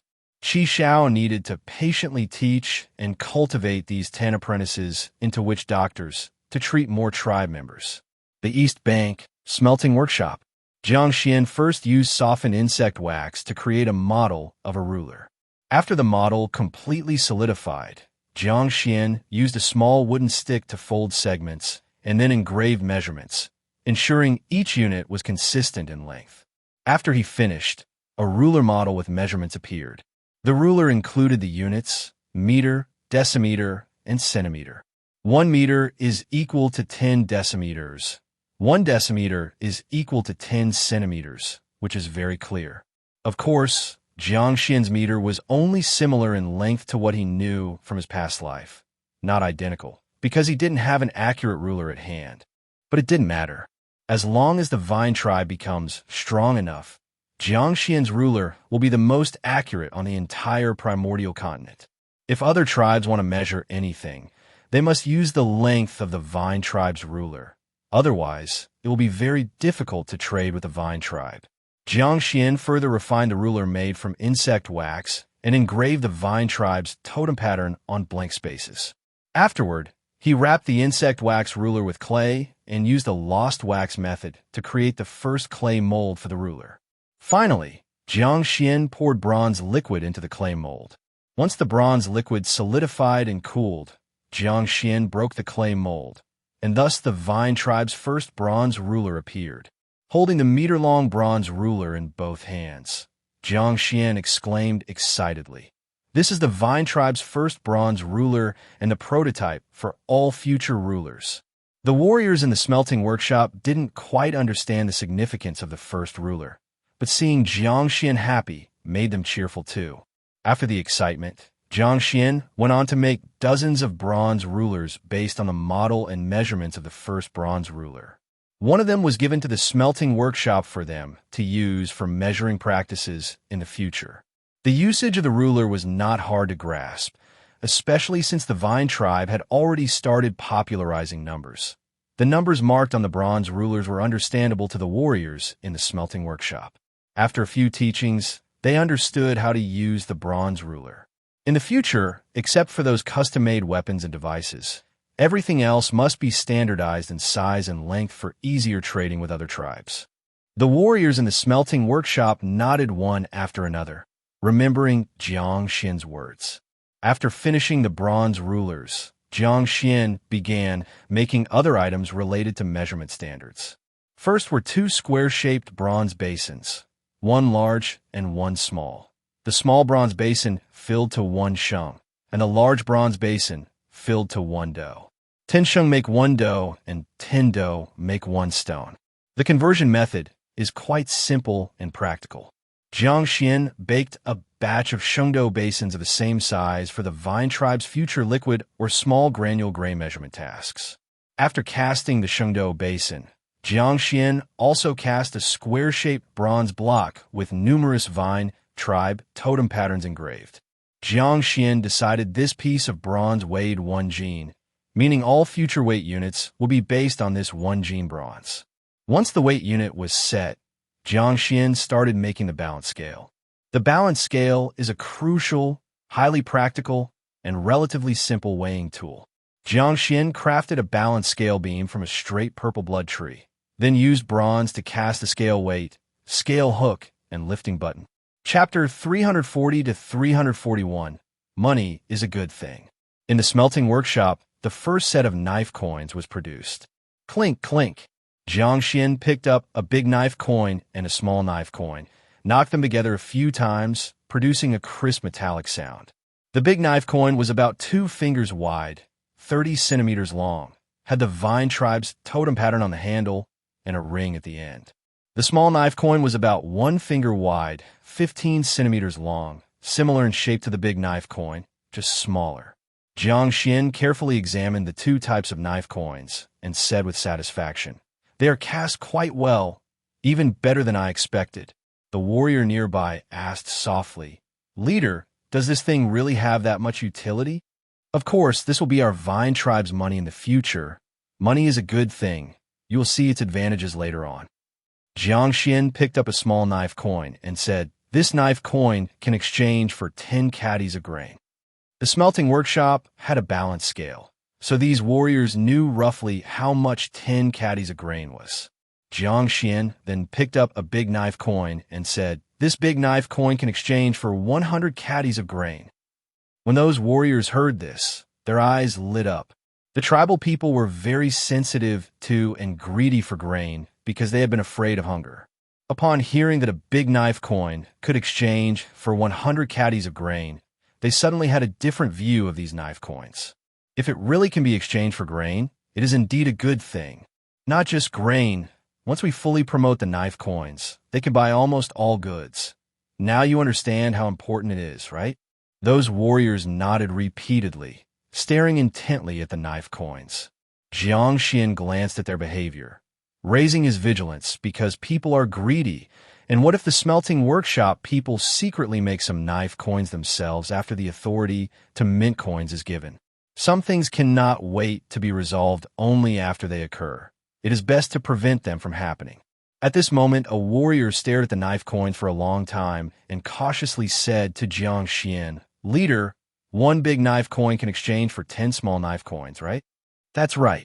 Jiang Xuan looked at him with doubt, unsure of what he wanted to say.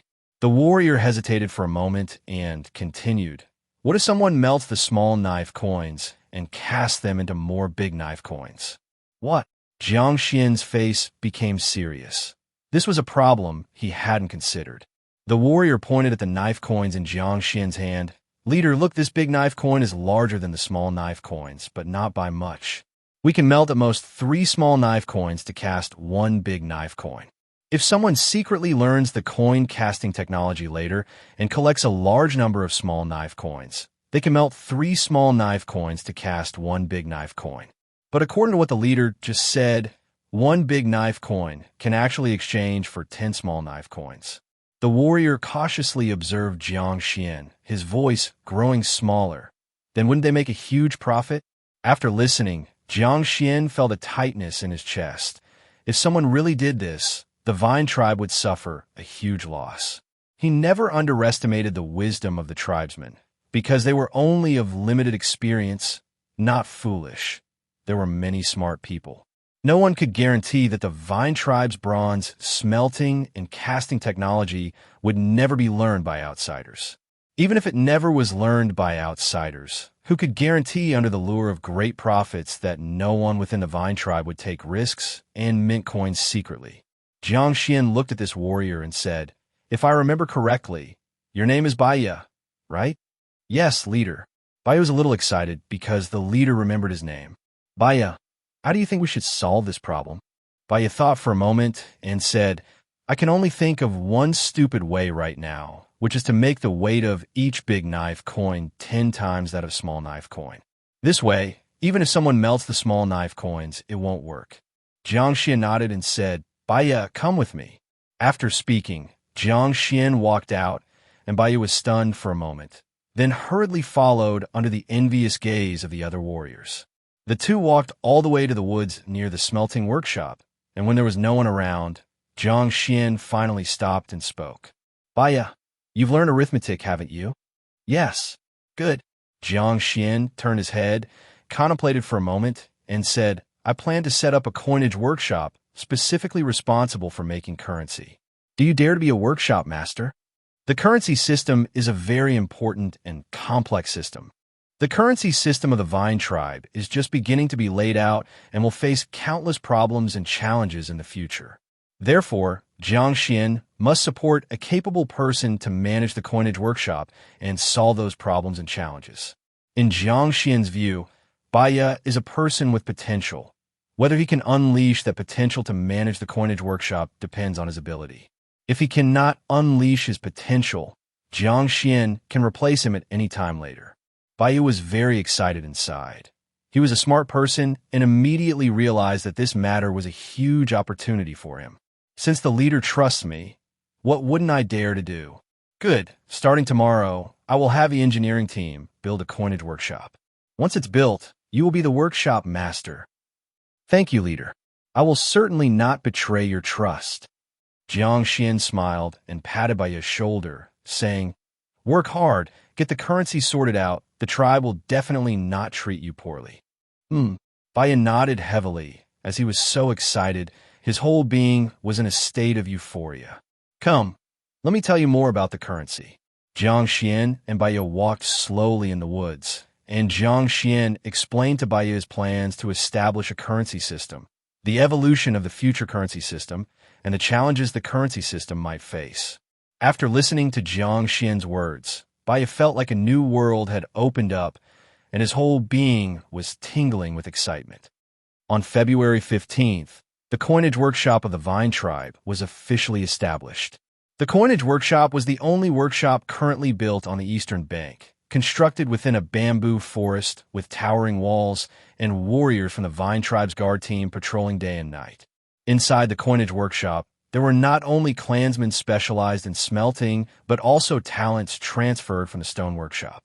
The currency of the Vine Tribe, from small to large, was divided into small knife coins, big knife coins, and gemstone knife coins made of superior stones. On February 15th, the coinage workshop of the Vine Tribe was officially established. The coinage workshop was the only workshop currently built on the eastern bank, constructed within a bamboo forest with towering walls and warriors from the Vine Tribe's guard team patrolling day and night. Inside the coinage workshop, there are not only clansmen specialized in smelting, but also talents transferred from the stone workshop. The currency of the Vine Tribe, from small to large, was divided into small knife coins, big knife coins, and gemstone knife coins made of superior stones. Chapter 342, New Trading Method. Boom! Huomeng placed a beast hide bag on the table, then opened the bag, revealing a bunch of beast teeth inside, and said to Jiang Xuan, "Chief of Vine, how many knife coins can these beast teeth be exchanged for?" Jiang Xuan said to the warrior beside him, "Pour them out and count them." "Yes." The warrior immediately poured out all the beast teeth and classified them one by one. Some were relatively large, some small, some had good quality, and some poor. All needed to be sorted out. After sorting, Jiang Xuan estimated their value based on the size and quality of the beast teeth. Actually, although Huomeng brought a lot of beast teeth, Due to the limited power of the frog tribe, most of the hunts were ordinary beasts, and these teeth were only regular beast teeth, so despite their quantity, their value was not high. After estimating, Jiang Xuan said to Huameng, "Chief Huameng, these beast teeth can be exchanged for 8 small knife coins." Huameng was taken aback because the small knife coins in Jiang Xuan's hands seemed too small, and such a large number of beast teeth couldn't even be exchanged for one big knife coin. Jiang Xuan guessed his thoughts, so he smiled and said, "Chief Huameng, don't underestimate these 8 small knife coins. They could be exchanged for 2 large bags of food, or you can exchange them for things like salt or pottery." Huameng's eyes lit up and said, "Then exchange them for me right away." Jiang Xuan smiled and then counted out 8 small knife coins and handed them to Huameng. Clink, clink. Huameng tossed the small knife coins a few times, listening to their crisp sound, then headed to the trading area with them.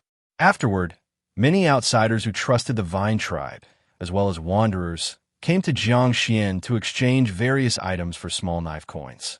However, most people were still observing. Being poor, they didn't dare to risk their hard-earned goods, all wanting to see if after obtaining the small knife coins, others could truly purchase goods in the trading area. In the trading area, Huameng held 8 small knife coins, looking at them frequently as he walked into the shops. He glanced at each shop, hesitated for a moment, then entered the grain and salt shop. "Welcome, Chief Huameng. Looking to buy something?"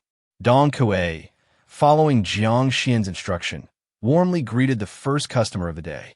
Huameng looked at the small knife coins in his hand, then at the salt jars in the shop, and asked, "How is salt traded?" "Chief Huameng, 3 small knife coins can exchange for 1 gene of salt." "How much is 1 gene?" Huameng had never heard of the weight unit gene, so he was somewhat puzzled. Dong Kuei picked up a beam balance, and then used a small beast hide bag to fill it half with salt, placing it on the scale plate. When she moved the weight rope to the 1 gene position, the scale beam quickly rose. Dong Kuei used a small shovel to scoop out some salt from the beast hide bag and weighed it twice more until the scale beam balanced. Huameng watched her operation with a confused look, not knowing what she was doing. Fortunately, after the weighing, Dong Kuei explained immediately. "Chief Huameng, this thing is called a beam balance, made by our chief. It is used to weigh the goods' weight. See, we put the salt on the scale plate and slide the weight to learn the weight of the salt. For instance, if the weight slides to this position, it means 1 gene. This position means 2 gene." After explaining, Dong Kuei handed the small beast hide bag with 1 gene of salt to Huameng, saying, "Here is 1 gene of salt, and it can be bought with 3 small knife coins." After hearing this, although Huameng still didn't completely understand it, he knew that 3 small knife coins could exchange for that bag of salt. He picked up the salt and weighed it with his hands, showing a pleased expression on his face, based on experience, knowing that 3 small knife coins for 1 gene of salt was definitely worth it and way more convenient than directly coming with beast teeth for trade. "I will give you 6 small knife coins in exchange for 2 gene of salt." Huameng placed 6 small knife coins in a row on the counter. "Okay." Dong Kuei weighed another gene of salt and then packed it in the same small beast hide bag, handing it over to Huameng. "Chief Huameng, today's the day the trading area uses the new method for transactions. You are the first customer of this shop. This small beast hide bag is a gift for you." "Thank you, thank you." Huameng took the beast hide bag, grinning widely because a small beast hide bag also held notable value, as they usually had to bring their own beast hide bags or use goods to trade for one. Subsequently, Huameng also went to the utensil shop to exchange for a pottery bowl using 1 small knife coin. "There is only 1 small knife coin left."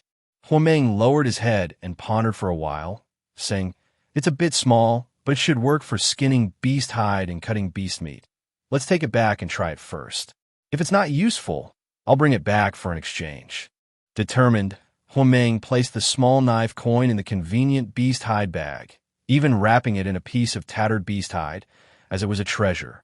As Huameng went to the trading area entrance, a crowd surrounded him immediately because he was the first to exchange knife coins and the first to complete the trade and come out. "Chief Huameng, so how was it? Can that knife coin really be used for trading?" "Chief Huameng, Is the knife coin easy to use? Chief Huameng. The crowd asked eagerly, many of whom knew Huameng and hoped to hear from him whether the knife coin was as good as the Vine tribe had claimed. Chapter 343. New Trading Method 2. Knife currency can indeed be used for transactions, and it's very convenient. Everyone look, this salt and this pottery bowl were bought with knife currency. Since this is the Vine tribe, Huameng wasn't worried about the salt and pottery bowl being snatched. He took them out for everyone to see. It can really be used for transactions. Why don't we go exchange some knife currency too? No rush. Let's wait a bit.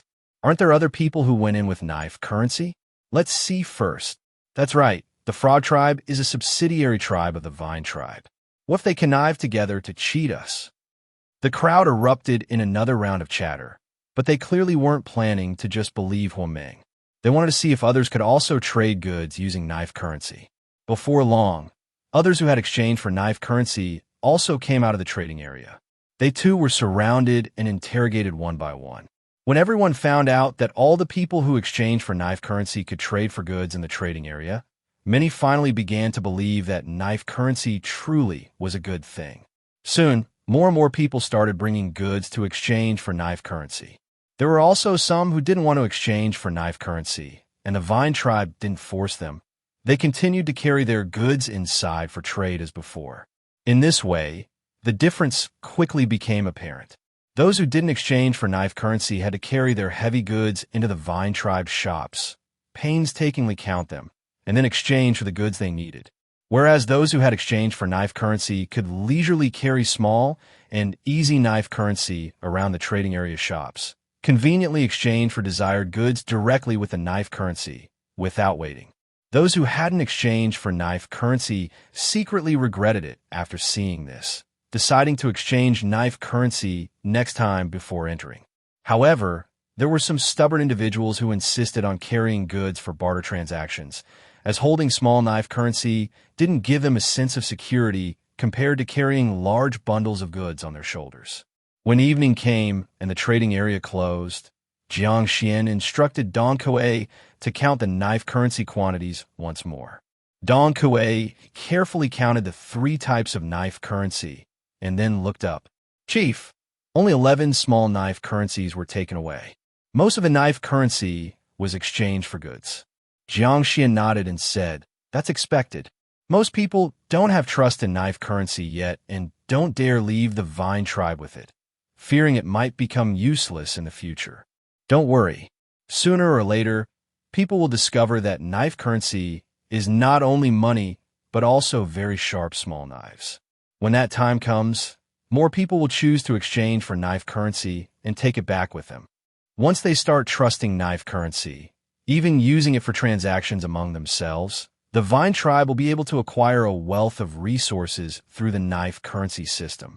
Dong Kuei found Jiang Xuan's words somewhat difficult to understand, but she had great trust in and even fanatic admiration for Jiang Xuan, so she believed that whatever Jiang Xuan said would certainly come true in the future. The next day, the Vine tribe continued to recommend to those coming to trade to first exchange goods for knife currency and then use the currency to shop in the trading area. After half a month of such promotion, the surrounding tribes and wanderers near the Vine tribe all recognized the knife currency as a treasure. In the process, they learned a few new terms like money, shopping, balance scale, and the like.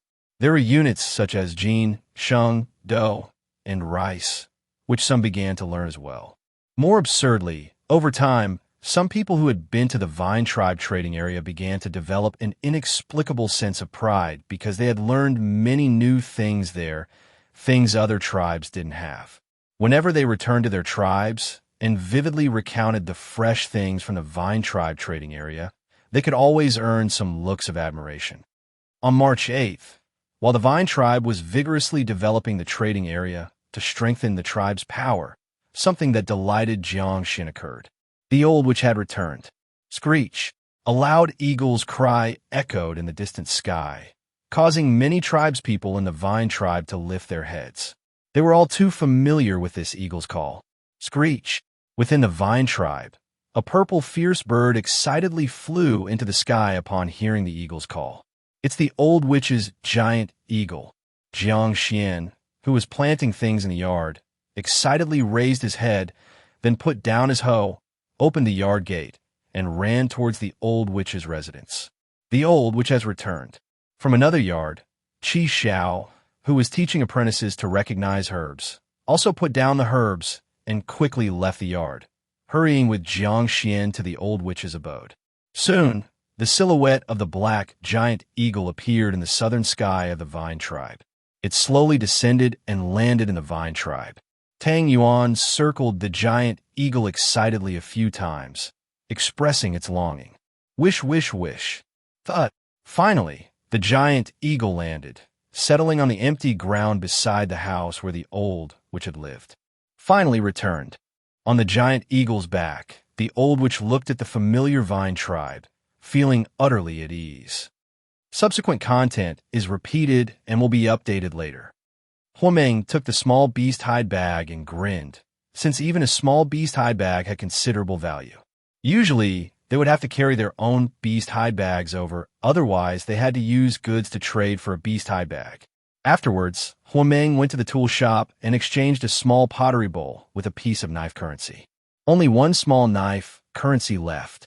Lowering his head in contemplation, Huameng muttered, "It is small, but it should be suitable for skinning beast hide and cutting beast meat. I'll take it back and try it first. If it's not useful, I'll exchange it for something else." Huameng made up his mind, putting that small knife currency into the beast hide bag he carried, even wrapping it with a piece of torn beast hide. After all, it's a treasure.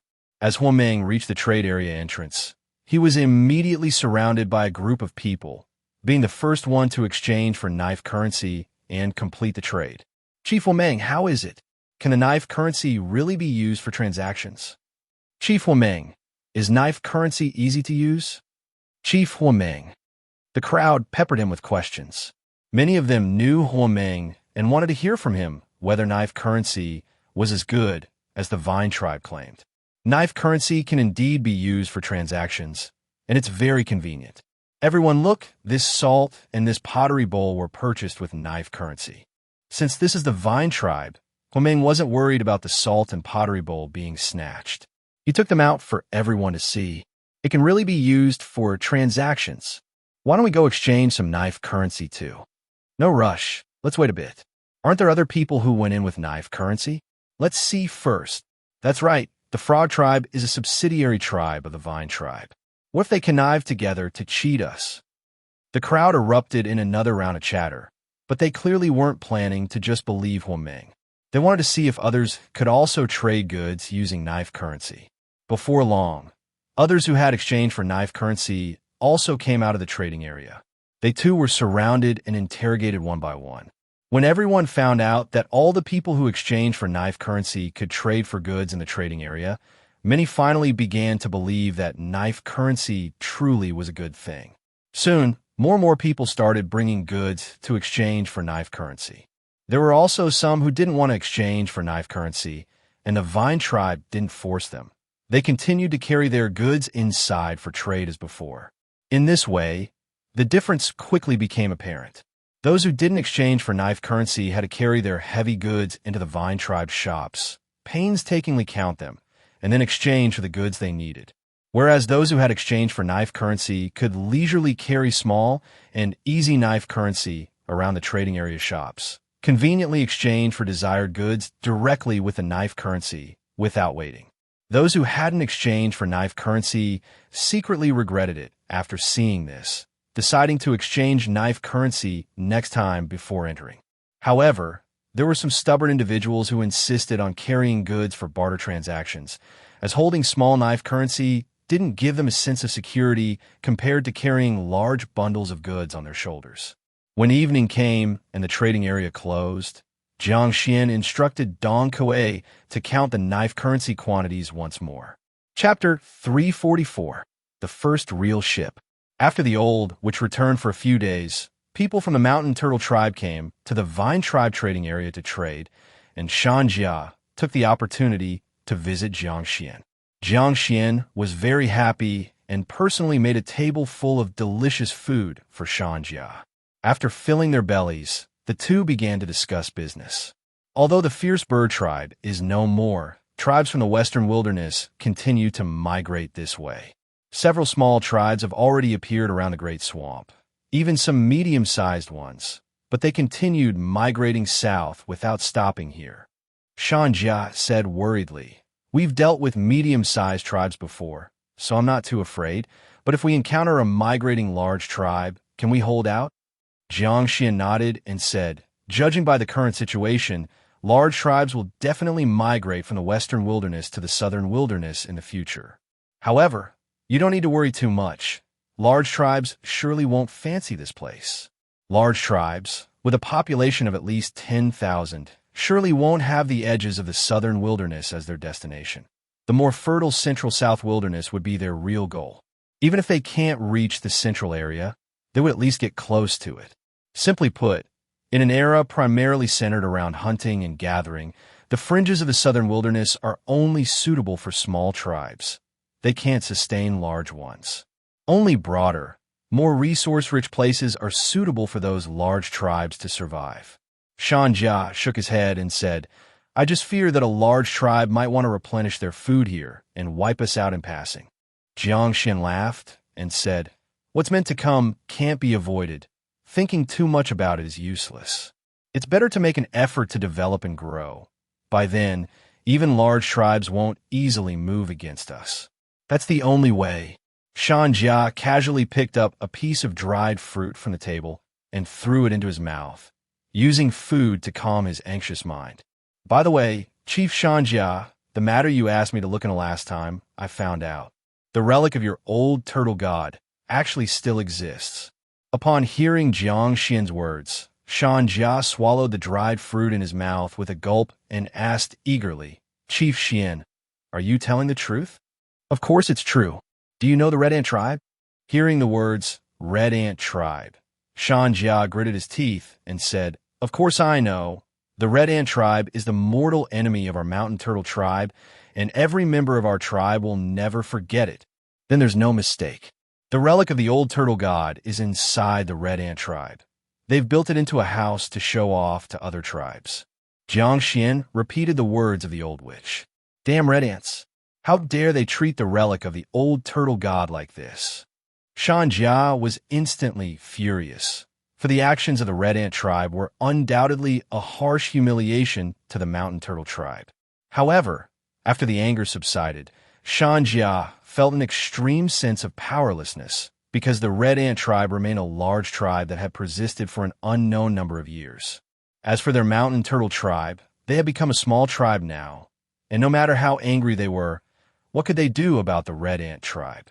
Jiang Xuan watched Xianjia's journey from explosion to silence, knowing what he was thinking. Jiang Xuan patted Xianjia on the shoulder and said, "Chief Xianjia, don't get discouraged. If you work hard to grow the tribe, in the future, you might have the chance to return to the central area and destroy the Red Ant tribe in revenge."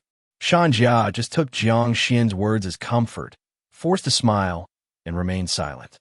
Soon after, Xianjia bid farewell to Jiang Xuan, returning forlornly to his tribe with the warriors of the mountain turtle tribe. Even those beautiful knife coins didn't interest Xianjia anymore. March 16th, Vine Tribe East Shore Shipyard.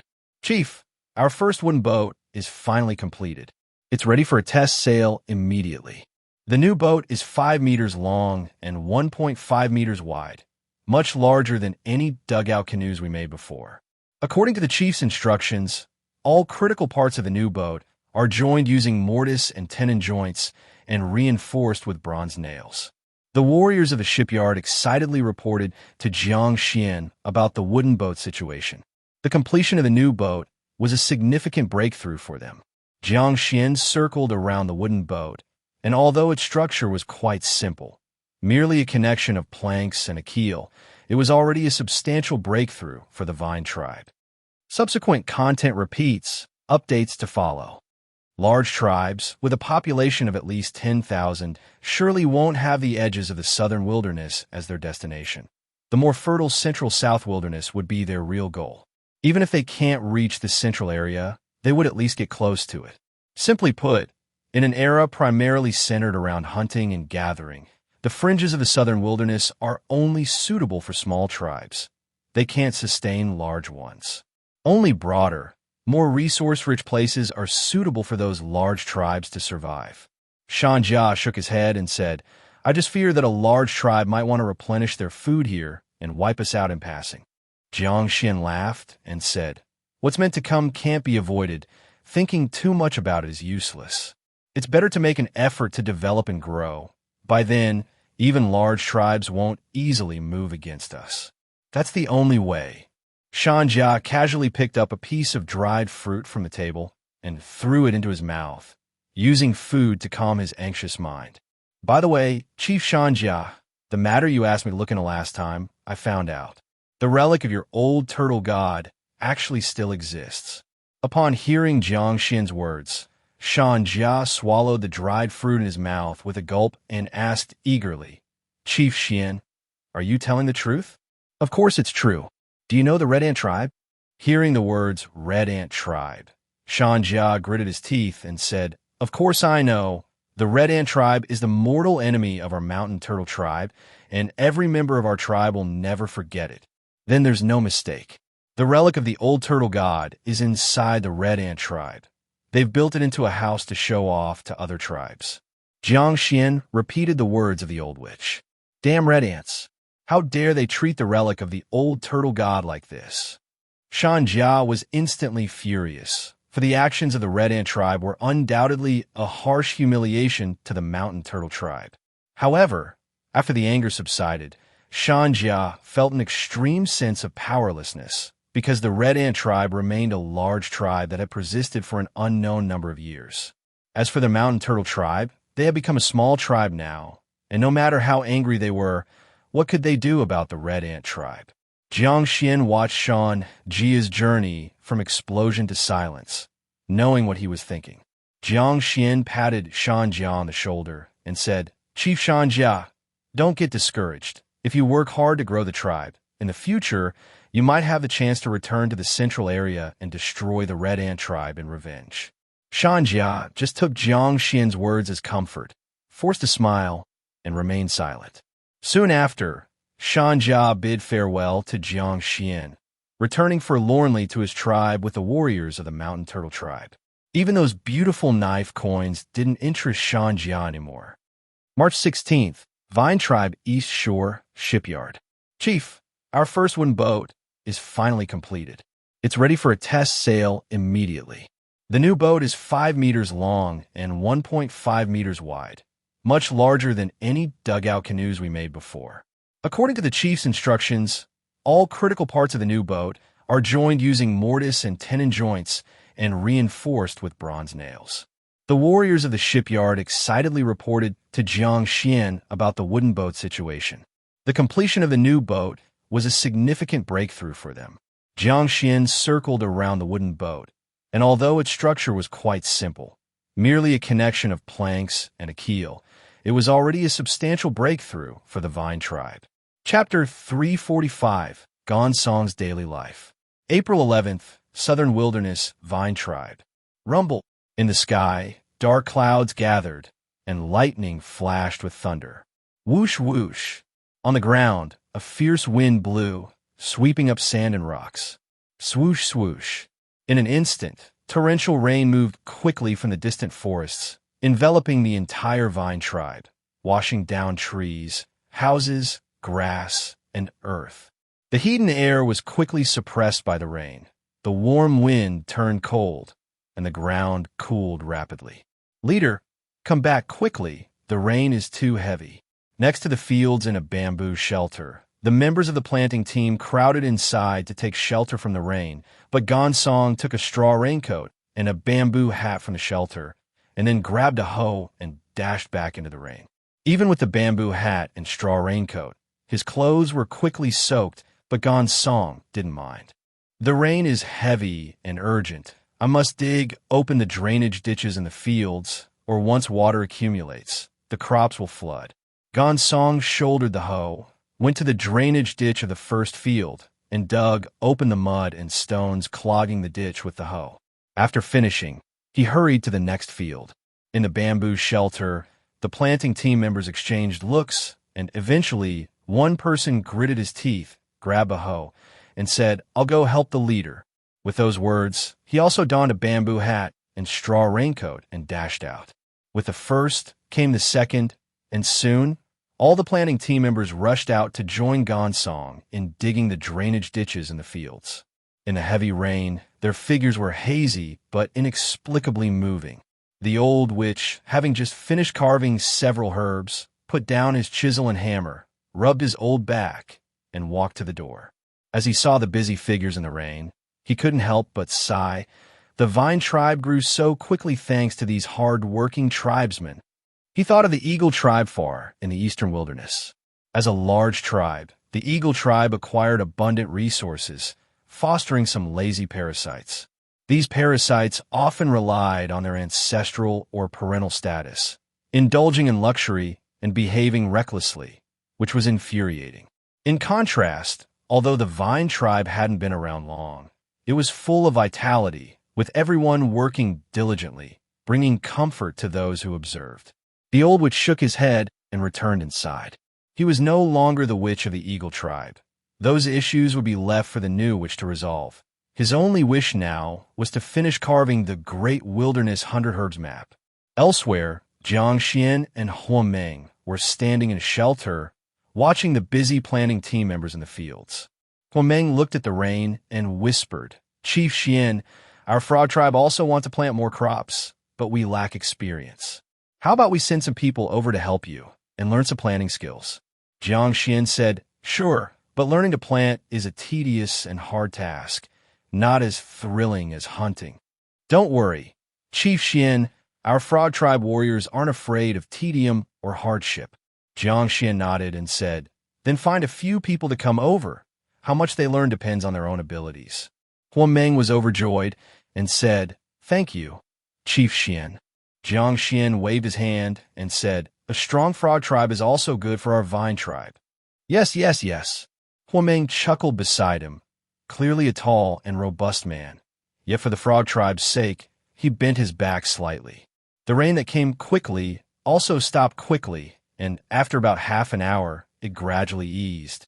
Though the rain didn't last long, it poured heavily, filling many low-lying areas with water. In the fields, Gonsong wiped the rainwater off his face and looked at the sky where the clouds were slowly dissipating, feeling relieved. Good thing, the rain didn't last too long. A planting team member wiped rainwater off his face, walked to Gonsong's side, and said, "Leader, the rainwater didn't flood the crops. Did we work for nothing?" Gonsong glared at him and said, "How could it be for nothing? The Xia family is here. There will be more rain in the future if we don't dig drainage ditches now. We'll have to do it later. Weather is unpredictable. It's never a bad thing to prepare more, even if it's just some extra work." The member bowed his head in shame, not daring to say more. Gonsong took off the bamboo hat on his head and said, "Everyone worked hard. Let's go back and change clothes first. Wet clothes sticking to our bodies can cause illness." The planting team members nodded and dispersed in threes and twos. Gonsong, with only one arm, slipped the bamboo hat's string through his elbow, grabbed the stone hoe, and headed to his residence. On the way, he cleaned the mud off the stone hoe by the creek before carrying it home. "Creek." Gonsong pushed open the door, placed the stone hoe properly, then hung the bamboo hat and straw raincoat on the wooden hooks on the wall. These hooks were made from natural branches, their surfaces scorched with fire, leaving charred marks. Because most of the houses built in the Vine tribe now were mud brick houses, there were often gaps between the bricks. Just by nailing the straight end of the wooden hook into the brick gaps, it could be used for hanging things, very convenient. Chapter 346, Gonsong's Daily Life 2. Afterward, Gonsong took off the wet clothes and changed into a dry set of tree bark clothing. The Vine tribe now has two types of clothing materials. One is the warm beast hide clothing, used to ward off the cold during winter. The other is the cool tree bark clothing, worn more in the hot summer. Initially, the tree bark clothing of the Vine tribe was very coarse, the bark was large, and naturally, wearing it was not comfortable. However, now, with continuous improvements in the clothing workshop, The tree bark clothing of the vine tribe has been woven finer and finer, with each piece repeatedly soaked and beaten, making it much more comfortable to wear. After changing clothes, Song started to cook. He added some firewood, rekindled the fire in the hearth, then washed the pottery cauldron clean, placed it in the hearth, and added various foods inside. Song has only one arm, so doing anything is not very convenient. Jiang Xuan had once wanted to arrange for someone to take care of him, but Song refused. In his own words, "Even if there's only one arm left, I'm no less capable than anyone else, and I don't need anyone to take care of me." This is indeed the case. As the leader of the planning team, Song has always been dedicated, not doing less work than others, and often even doing more. He is always the first to arrive and the last to leave, devoting almost all his time and energy to the planting endeavors of the vine tribe. Gulu gulu. The food in the pottery cauldron boiled, and Song patiently waited by the hearth for the food to cook, lifting the lid occasionally to stir it to prevent burning at the bottom. Once the food was ready, he removed the fire first, then used an old piece of beast hide to wrap around the handle of the pottery cauldron lid and opened it. Then, he ladled a full bowl of food and placed it on the table made from a tree stump. Because he has only one hand, Song could not carry the bowl and use chopsticks at the same time, so he had to lower his head near the bowl and slowly scoop food into his mouth. Song ate slowly but not sparingly. He ate several bowls in a row until the food in the pottery cauldron was finished completely. Song is someone who cherishes food greatly. He never cooks more food than necessary and finishes everything he cooks. The subsequent content repeats and will be updated later. After speaking, he also donned a bamboo hat and raincoat and rushed out. Where there is a first, there is a second. Soon, the members of the planting team in the bamboo shed all rushed out to dig trenches in the fields alongside Song. In the heavy rain, their figures were hazy, yet inexplicably moving. The old witch, having just finished carving a few herbs, set down the chisel and hammer, rubbed his old back, and then walked to the door. When he saw the busy figures in the rain, he couldn't help but sigh. The rapid growth of the vine tribe cannot happen without these hard-working tribespeople. He then thought of the eagle tribe far away in the eastern wilderness. As a large tribe, the eagle tribe acquires a vast quantity of resources, which has also given rise to some lazy parasites. These parasites often rely on the identity and status of their ancestors or parents, indulging in pleasure in the tribe, behaving recklessly, which is truly infuriating.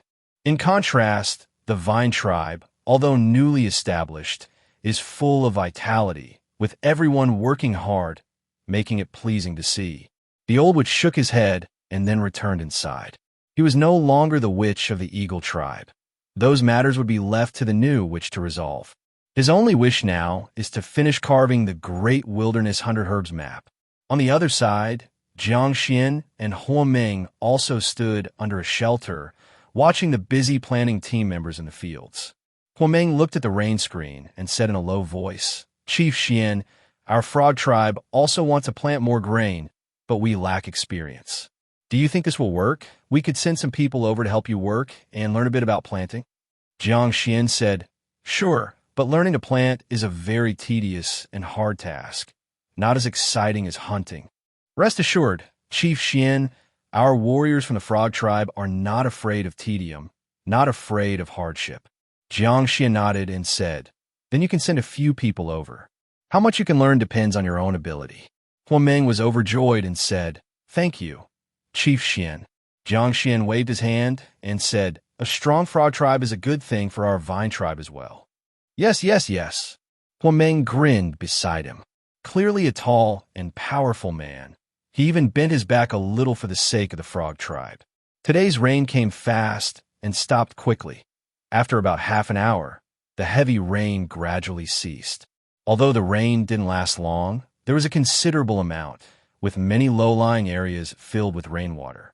In the fields, Song wiped the rain off his face, looking at the clouds gradually dispersing in the sky, and sighed with relief. Luckily, the rain didn't last too long. A member of the planting team wiped the rain off his face, walked over to Song, and said, "Leader, since the rain didn't flood the crops. Wasn't our work in vain? Jiang Xuan glared at him unapologetically and said, "How could it be in vain? The Xia family has arrived, and there will be more rain in the future. If we don't dig drainage ditches now, we'll have to dig them sooner or later. With weather matters, who can say for sure? It's never a bad thing to be prepared, it's just a bit more work." The team member lowered his head in shame and didn't dare to say any more. Jiang Xuan removed the bamboo hat from his head and said, "Everyone's worked hard. Go back and change your clothes. Wearing wet clothes is easy to catch a cold." The members of the planning team nodded together and then dispersed in threes and twos. Jiang Xuan, with only one arm, threaded the bamboo hat's string through his elbow, picked up the stone hoe, and walked toward his dwelling. Halfway there, he washed the mud off the stone hoe by a small stream before carrying it home. Creak! Jiang Xuan pushed the door open, first putting the stone hoe away, then hanging the bamboo hat and raincoat on the wooden hooks on the wall. These wooden hooks are made from natural tree branches, with charred marks from being scorched by fire on the surface. Since the houses built by the Vine tribe are mostly mud brick houses, there are often some gaps between the mud bricks. Just drive the straight end of the wooden hook into the gaps between the mud bricks to hang things, which is very convenient. Jiang Xuan then took off the wet clothes again and changed into a dry set of tree bark clothing. The Vine tribe now has two types of clothing materials. One is the warm beast hide clothing, used to ward off the cold during winter. The other is the cool tree bark clothing, worn more in the hot summer. Initially, the tree bark clothing of the Vine tribe was very coarse. The bark was large, and naturally, wearing it was not comfortable. However, now, with continuous improvements in the clothing workshop, the tree bark clothing of the Vine tribe has been woven finer and finer, with each piece repeatedly soaked and beaten, making it much more comfortable to wear. After changing clothes, Jiang Xuan started to cook. He added some firewood, rekindled the fire in the hearth, then washed the pottery cauldron clean, placed it in the hearth, and added various foods inside. Jiang Xuan has only one arm, so doing anything is not very convenient. Jiang Xuan had once wanted to arrange for someone to take care of him, but Jiang Xuan refused. In his own words, "Even if there's only one arm left, I'm no less capable than anyone else, and I don't need anyone to take care of me." This is indeed the case. As the leader of the planning team, Jiang Xuan has always been dedicated, not doing less work than others, and often even doing more. He is always the first to arrive and the last to leave, devoting almost all his time and energy to the planting endeavors of the Vine tribe. Gulu gulu. The food in the pottery cauldron boiled, and Jiang Xuan patiently waited by the hearth for the food to cook, lifting the lid occasionally to stir it to prevent burning at the bottom. Once the food was ready, he removed the fire first, then used an old piece of beast hide to wrap around the handle of the pottery cauldron lid and opened it. Then, he ladled a full bowl of food and placed it on the table made from a tree stump. Because he has only one hand, Jiang Xuan could not carry the bowl and use chopsticks at the same time, so he had to lower his head near the bowl and slowly scoop food into his mouth. Jiang Xuan ate slowly but not sparingly. He ate several bowls in a row until the food in the pottery cauldron was finished completely. Jiang Xuan is someone who cherishes food greatly. He never cooks more food than necessary and finishes everything he cooks. Chapter 347 to 348, Black Snake Tribe. Western Wilderness, the Great Rift Valley continues to split. Boom! The ground keeps splitting, and almost all the animals along the way have fled, while terrifying boulders continuously fall into the bottomless rift. Earthquakes, volcanic eruptions, tsunamis, abnormal climate, and other disasters linger like heavy clouds over the land of the Western Wilderness. Various disasters and extreme weather make the living environment in the Western Wilderness extremely harsh, and coupled with large-scale desertification, survival becomes even more challenging. Under such circumstances, tribes originally reluctant to leave their homeland are now forced to embark on the path of migration for survival. This includes some large tribes that have been gritting their teeth and holding on. Migration for large tribes is more troublesome than for small tribes because they have more people and require more resources, making peaceful migration almost impossible. Once they embark on the path of migration, It means they have to seize a sufficiently large territory elsewhere. The problem is, how many places can accommodate large tribes? Will the natives agree? Southern Wilderness, Vine Tribe. A glowing vine bridge extend from the Stone Mountain all the way to the Feiyu River. Splash. One after another, giant water scorpions emerged, bursting from the water and climbing up the vine bridge. The annual welcoming ceremony has begun again. A few days later, these giant water scorpions will turn into giant dragonflies, just like in previous years, catching insects and fighting for the Vine Tribe.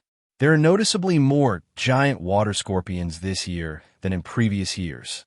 Jiang Xuan looked at the giant water scorpions on the Vine Bridge and could feel they were significantly more than in previous years, without having to count them carefully.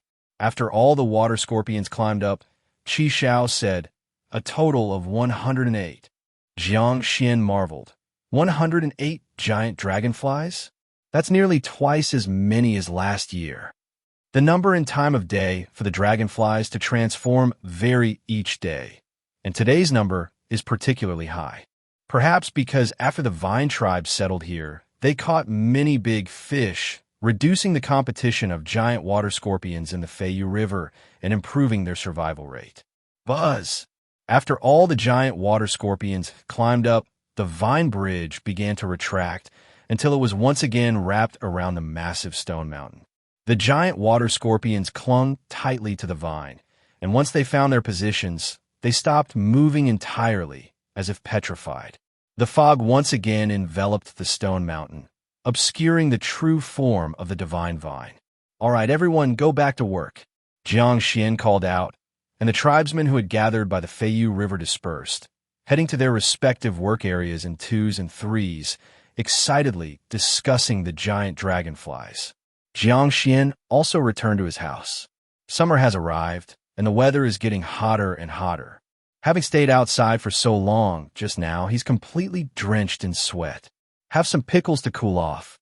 Jiang Xuan recalled the snow water pickles he made last winter, and saliva unconsciously started flowing. Last winter, Jiang Xuan used snow water to make 2 jars of pickles, already sharing 1 jar with Qi Xiao and others, while he couldn't bear to eat the other jar. In this scorching heat, some tangy pickles could help alleviate the summer heat. Jiang Xuan cleaned a long-handled spoon, then grabbed a pottery bowl and walked to the corner of the room, opening the pickled jar's lid. A refreshing sour aroma immediately wafted out. Jiang Xuan scooped half a bowl of pickle from the jar with the long-handled spoon and then covered the jar again. He returned to the table, placed the pottery bowl and spoon on the table, and picked up a pair of chopsticks. In the pottery bowl, string beans, colorful peppers, radishes, and others displayed a vibrant golden hue. Very beautiful. Jiang Xuan picked up a string bean with his chopsticks and put it in his mouth, feeling a sourness rush straight to his crown. It's a sensation that must be experienced to understand. Actually, these vegetables are not the same species as the string beans, radishes, and other vegetables Jiang Xuan saw in his previous life. They just look somewhat similar, but the tangy taste they bring when made into pickles is similar. Jiang Xuan ate half a bowl of pickles in a row, feeling like his teeth were soft, so sour, probably because it was pickled for too long.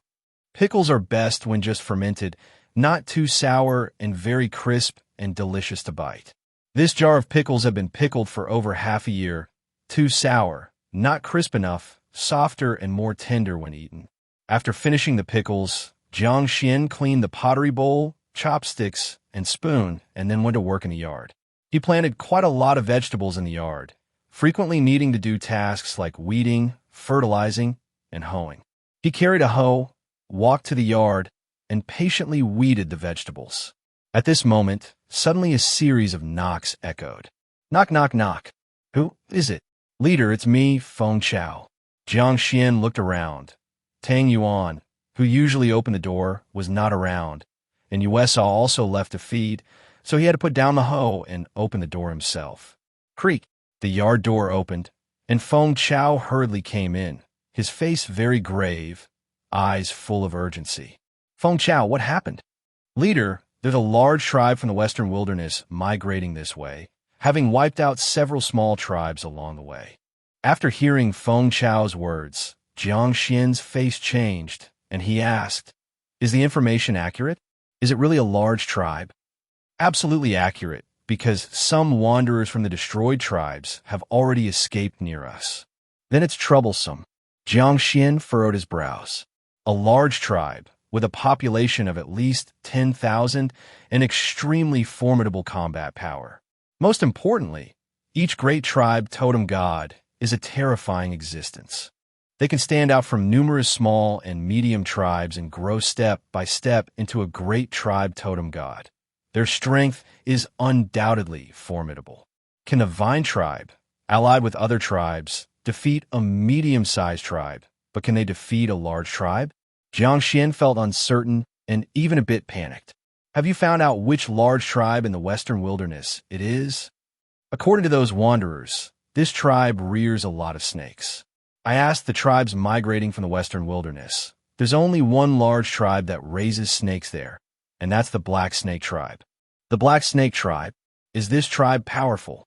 With a serious expression, Feng Chao said, "According to the people from the West Wilderness tribe, the Black Snake tribe is indeed very powerful."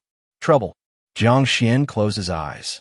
He originally thought that after dealing with the fierce bird tribe, at least there would be some time to develop peacefully. Unexpectedly, an even more powerful tribe emerged. After a while, Jiang Xuan reopened his eyes and said, "Go investigate further. Try to gather as much information as possible about the Black Snake tribe." "Yes." Feng Chao left. She needed to lead the thorny vine to continue gathering information. Chapter 349, Snake-Repelling Herbs. After returning from the frog tribe, Jiang Xuan went straight to find Qi Shao to inquire about the special abilities that great tribe warriors could obtain. What the frog tribe said is true. Qi Shao gave Jiang Xuan a confirmed response. The old witch mentioned that once a totem god breaks through to the great god realm, many changes will occur. One change is the ability to directly communicate with all living beings, including human speech, animal language, bird language, etc. Another change is that the warriors of our tribe can be granted some abilities that belong to the gods, such as the night vision and swift abilities gained by the Black Snake tribe warriors. As for other changes, the old witch didn't say. Perhaps only the gods know. After listening to Qi Shao, Jiang Xuan asked curiously, "If the vine god breaks through to the great god realm, what abilities will we gain?" Qi Shao thought for a moment and said, "Probably more resilient vitality and faster wound healing ability." Jiang Xuan asked in surprise, "No ability to control vine plants?" Qi Shao laughed. "Xuan, that belongs to the witch's powers, and let me correct you, we don't control vine plants, we ask them for help." "Oh, right, ask for help." Jiang Xuan recalled the vine god was not far away, and quickly corrected his wording. Some things still need to be noted. Otherwise, if the vine god were petty-minded, wouldn't he find a chance to deal with him upon hearing this? The Black Snake tribe's warriors have special abilities, while our vine tribe warriors don't have any, and their numbers far exceed ours. How are we supposed to fight this battle? Jiang Xuan was very troubled. Previously, dealing with smaller tribes could rely on the vine god's power to crush them, and dealing with medium-sized tribes could be by forming alliances with other tribes and strategizing, but what about against a great tribe? In the face of overwhelming power, all strategies seem pale and weak. At this time, Qi Shao said, "It's not entirely without solutions." Jiang Xuan's eyes brightened, and he asked, "Sister, have you thought of a good solution?" Qi Shao said, "Actually, we don't necessarily have to fight the Black Snake tribe. They won't choose to settle here, so all we need to do is avoid them until they leave." Jiang Xuan said dejectedly, "That's easier said than done, but with so many from our vine tribe, where can we hide?" Qi Shao smiled slightly. "We're not going anywhere, just staying in the tribe. If we stay in the tribe, the Black Snake tribe will definitely come to plunder.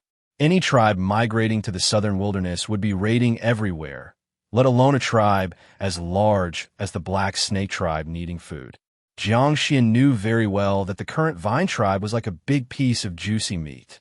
Once discovered, everyone will want to bite because they had too much food. What if we plant snake-repelling herbs around the tribe? What?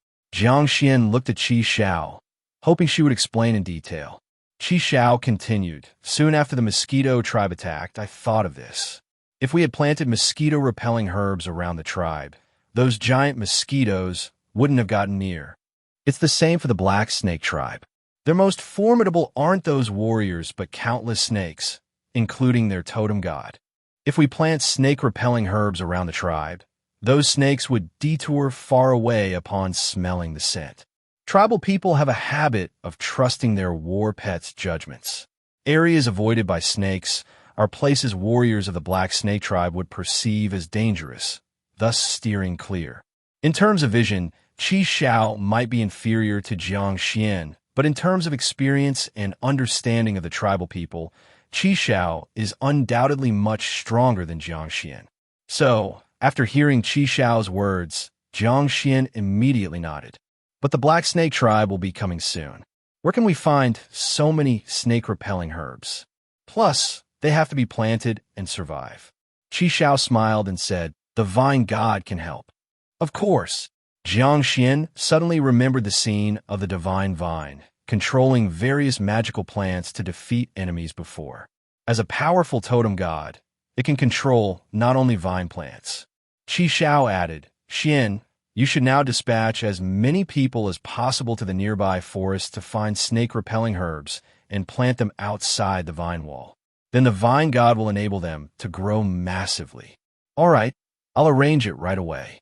Jiang Xuan hurriedly left Qi Xiao's courtyard, then gathered all the leaders, asking them to take warriors to the nearby forest to search for snake-repelling herbs. The tribal people, having lived in the primitive forest for a long time, are familiar with snake-repelling herbs. Most know one or two types, carrying powders made of these herbs while hunting outside. Therefore, after Jiang Xuan gave the order, aside from the guard team and ordinary tribesmen without combat ability, other warriors ventured into the forest to search for snake-repelling herbs. Upon hearing the news, the frog tribe also started searching, as they feared the black snake tribe more than the vine tribe. 2 days later, almost all snake-repelling herbs in the surrounding forest were dug up and planted around the vine tribe. On the third morning, under Qi Xiao's prayers, the thin fog over the stone mountain dissipated again. Buzz! The divine vine emitted endless green divine light. Horrifying divine power surged, making all surrounding creatures tremble in fear. Whoosh, whoosh, whoosh. Countless green vines grew rapidly, like huge green dragons, stretching out around the vine tribe. Chapter 350. Snake-repelling herbs _2. From afar, the vine tribe looks like a giant green umbrella has been unfurled above it, with Stone Mountain as its handle, the green vines as its ribs, and the dense leaves as the canopy, creating a spectacular sight. Rustle, rustle. The green vines extend to the outer side of the vine wall, then sprinkle a large amount of green divine liquid onto the freshly planted snake-repelling herbs. These green divine liquids contain an immense vitality. The snake-repelling herbs that were originally wilting due to transplanting are instantly invigorated after being nourished. Their bent main stems quickly straighten, the drooping leaves swiftly unfold, and the underground roots rapidly grow. In no time, these snake-repelling herbs have grown luxuriously, as if planted for 1 or 2 years. However, the vine god's divine power does not end there. Rustle, rustle, more divine liquid falls, and the snake-repelling herbs begin to swiftly blossom and bear fruit, then sprout new plants again. In a very short time, these snake-repelling herbs seem to be accelerated by the light of time, rapidly propagating and thriving. Further content repeats. We'll update later. After returning from the frog tribe, Jiang Xuan directly found Qi Xiao to inquire about the special abilities that great tribe warriors could gain. What the frog tribe said is true. Qi Xiao gave Jiang Xuan an affirmative answer. The old witch mentioned that once a totem god breaks through to the great god realm, many changes will appear. One of the changes is the ability to communicate directly with all living beings, such as human speech, beast language, bird language, etc. Another change is imparting some godly abilities to warriors of their tribe, like the night vision and swift abilities obtained by warriors of the Black Snake tribe. As for other changes, the old which didn't say, maybe only the gods know. After listening to Qi Xiao, Jiang Xuan curiously asked, if the vine god breaks through to the great god realm, what abilities can we gain? Qi Xiao thought for a moment and said, it should be more resilient vitality and faster wound healing ability. Jiang Xuan asked surprisingly, no ability to control vine-type plants? Qi Xiao laughed. Xian, that belongs to the ability of the witch. And I have to correct you, we don't control vine-type plants. We ask for their help. Oh, right, help. Jiang Xuan recalled that the vine god was nearby and hurriedly corrected his wording. Some things are still worth paying attention to. Otherwise, if the vine god is petty and hears it, wouldn't it look for an opportunity to get back at him? The Black Snake tribe's warriors have special abilities, but our tribe's warriors have none, and their numbers far exceed ours. How do we fight this battle? Jiang Xuan felt very troubled. In the past, dealing with smaller tribes could rely on the vine god's power to crush them. Dealing with medium tribes could be done through alliances and strategies with other tribes. But what to do against great tribes? In the face of overwhelming strength, all strategies seem pale and powerless. At this moment, Qi Xiao said, it's not entirely without solutions. Jiang Xuan's eyes lit up and asked, Sis, have you thought of a good solution? Qi Xiao said, actually, we don't necessarily have to fight the Black Snake tribe, and they won't choose to settle here, so we just need to avoid them until they leave. Jiang Xuan deflatedly said, although that's the case, with so many people from the Vine tribe, where can we hide? Qi Xiao smiled slightly. We won't go anywhere, just stay in the tribe. If we stay in the tribe, the Black Snake tribe will definitely come to raid. Any tribe migrating to the southern wilderness does the same, let alone the Black Snake tribe, who also have more mouths to feed. Jiang Xuan knows very well that the current Vine tribe is like a large piece of juicy meat. Once discovered, everyone want a bite because of their abundant food supply. What if we plant snake-repelling herbs around the tribe? What? Jiang Xuan looked at Qi Xiao, hoping she could explain further. Qi Xiao continued, long after the mosquito tribe attacked, I thought about this. If we had planted mosquito-repelling herbs around the tribe then, those giant mosquitoes wouldn't have approached. The same goes for the Black Snake tribe. Their most formidable aren't the warriors, but the countless snakes, including their totem god. If we plant snake-repelling herbs around the tribe, those snakes will smell it and detour far away. Tribe people have a habit of trusting their war pet's judgment. If snakes don't go somewhere, warriors of the Black Snake tribe will certainly think there's danger and avoid that place. In terms of insight, Qi Xiao may not be as good as Jiang Xuan, but regarding experience and understanding of the tribe people, Qi Xiao far surpasses Jiang Xuan. Therefore, after hearing Qi Xiao's words, Jiang Xuan nodded immediately. However, the Black Snake tribe will come soon. Where can we find so many snake-repelling herbs? Not to mention planting them successfully. Qi Xiao smiled. The vine god can help. That's right.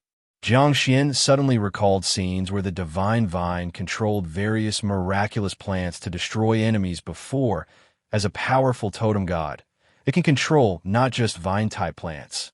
Qi Xiao added, Xian, now you should send more people to the nearby forest to find snake-repelling herbs, then plant them outside the vine wall. The vine god will help them grow on a large scale. All right, I'll arrange it immediately.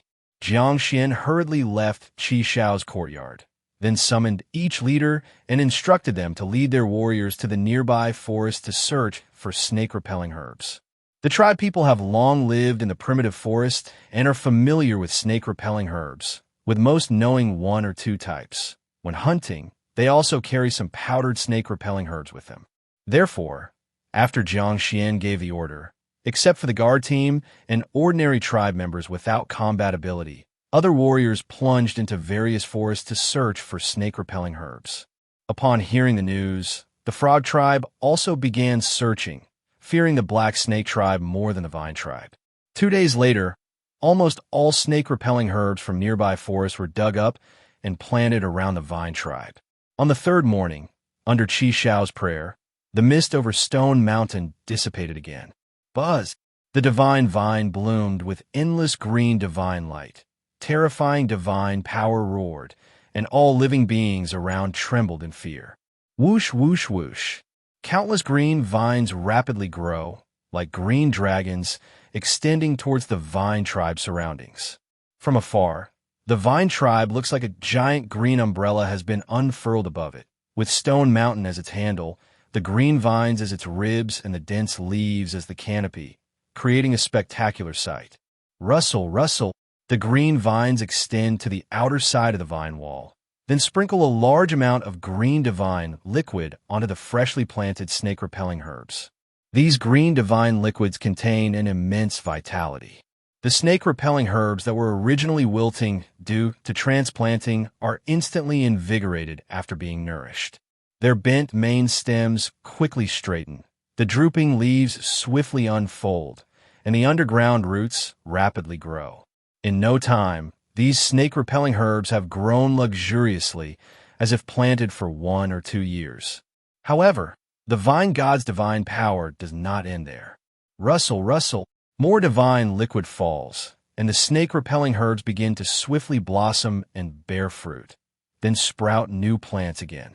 In a very short time, these snake-repelling herbs seem to be accelerated by the light of time, rapidly propagating and thriving. These green divine liquids contain an immense vitality. The snake-repelling herbs that were originally wilting due to transplanting are instantly invigorated after being nourished. Their bent main stems quickly straighten, the drooping leaves swiftly unfold, and the underground roots rapidly grow. In no time, these snake-repelling herbs have grown luxuriously, as if planted for 1 or 2 years.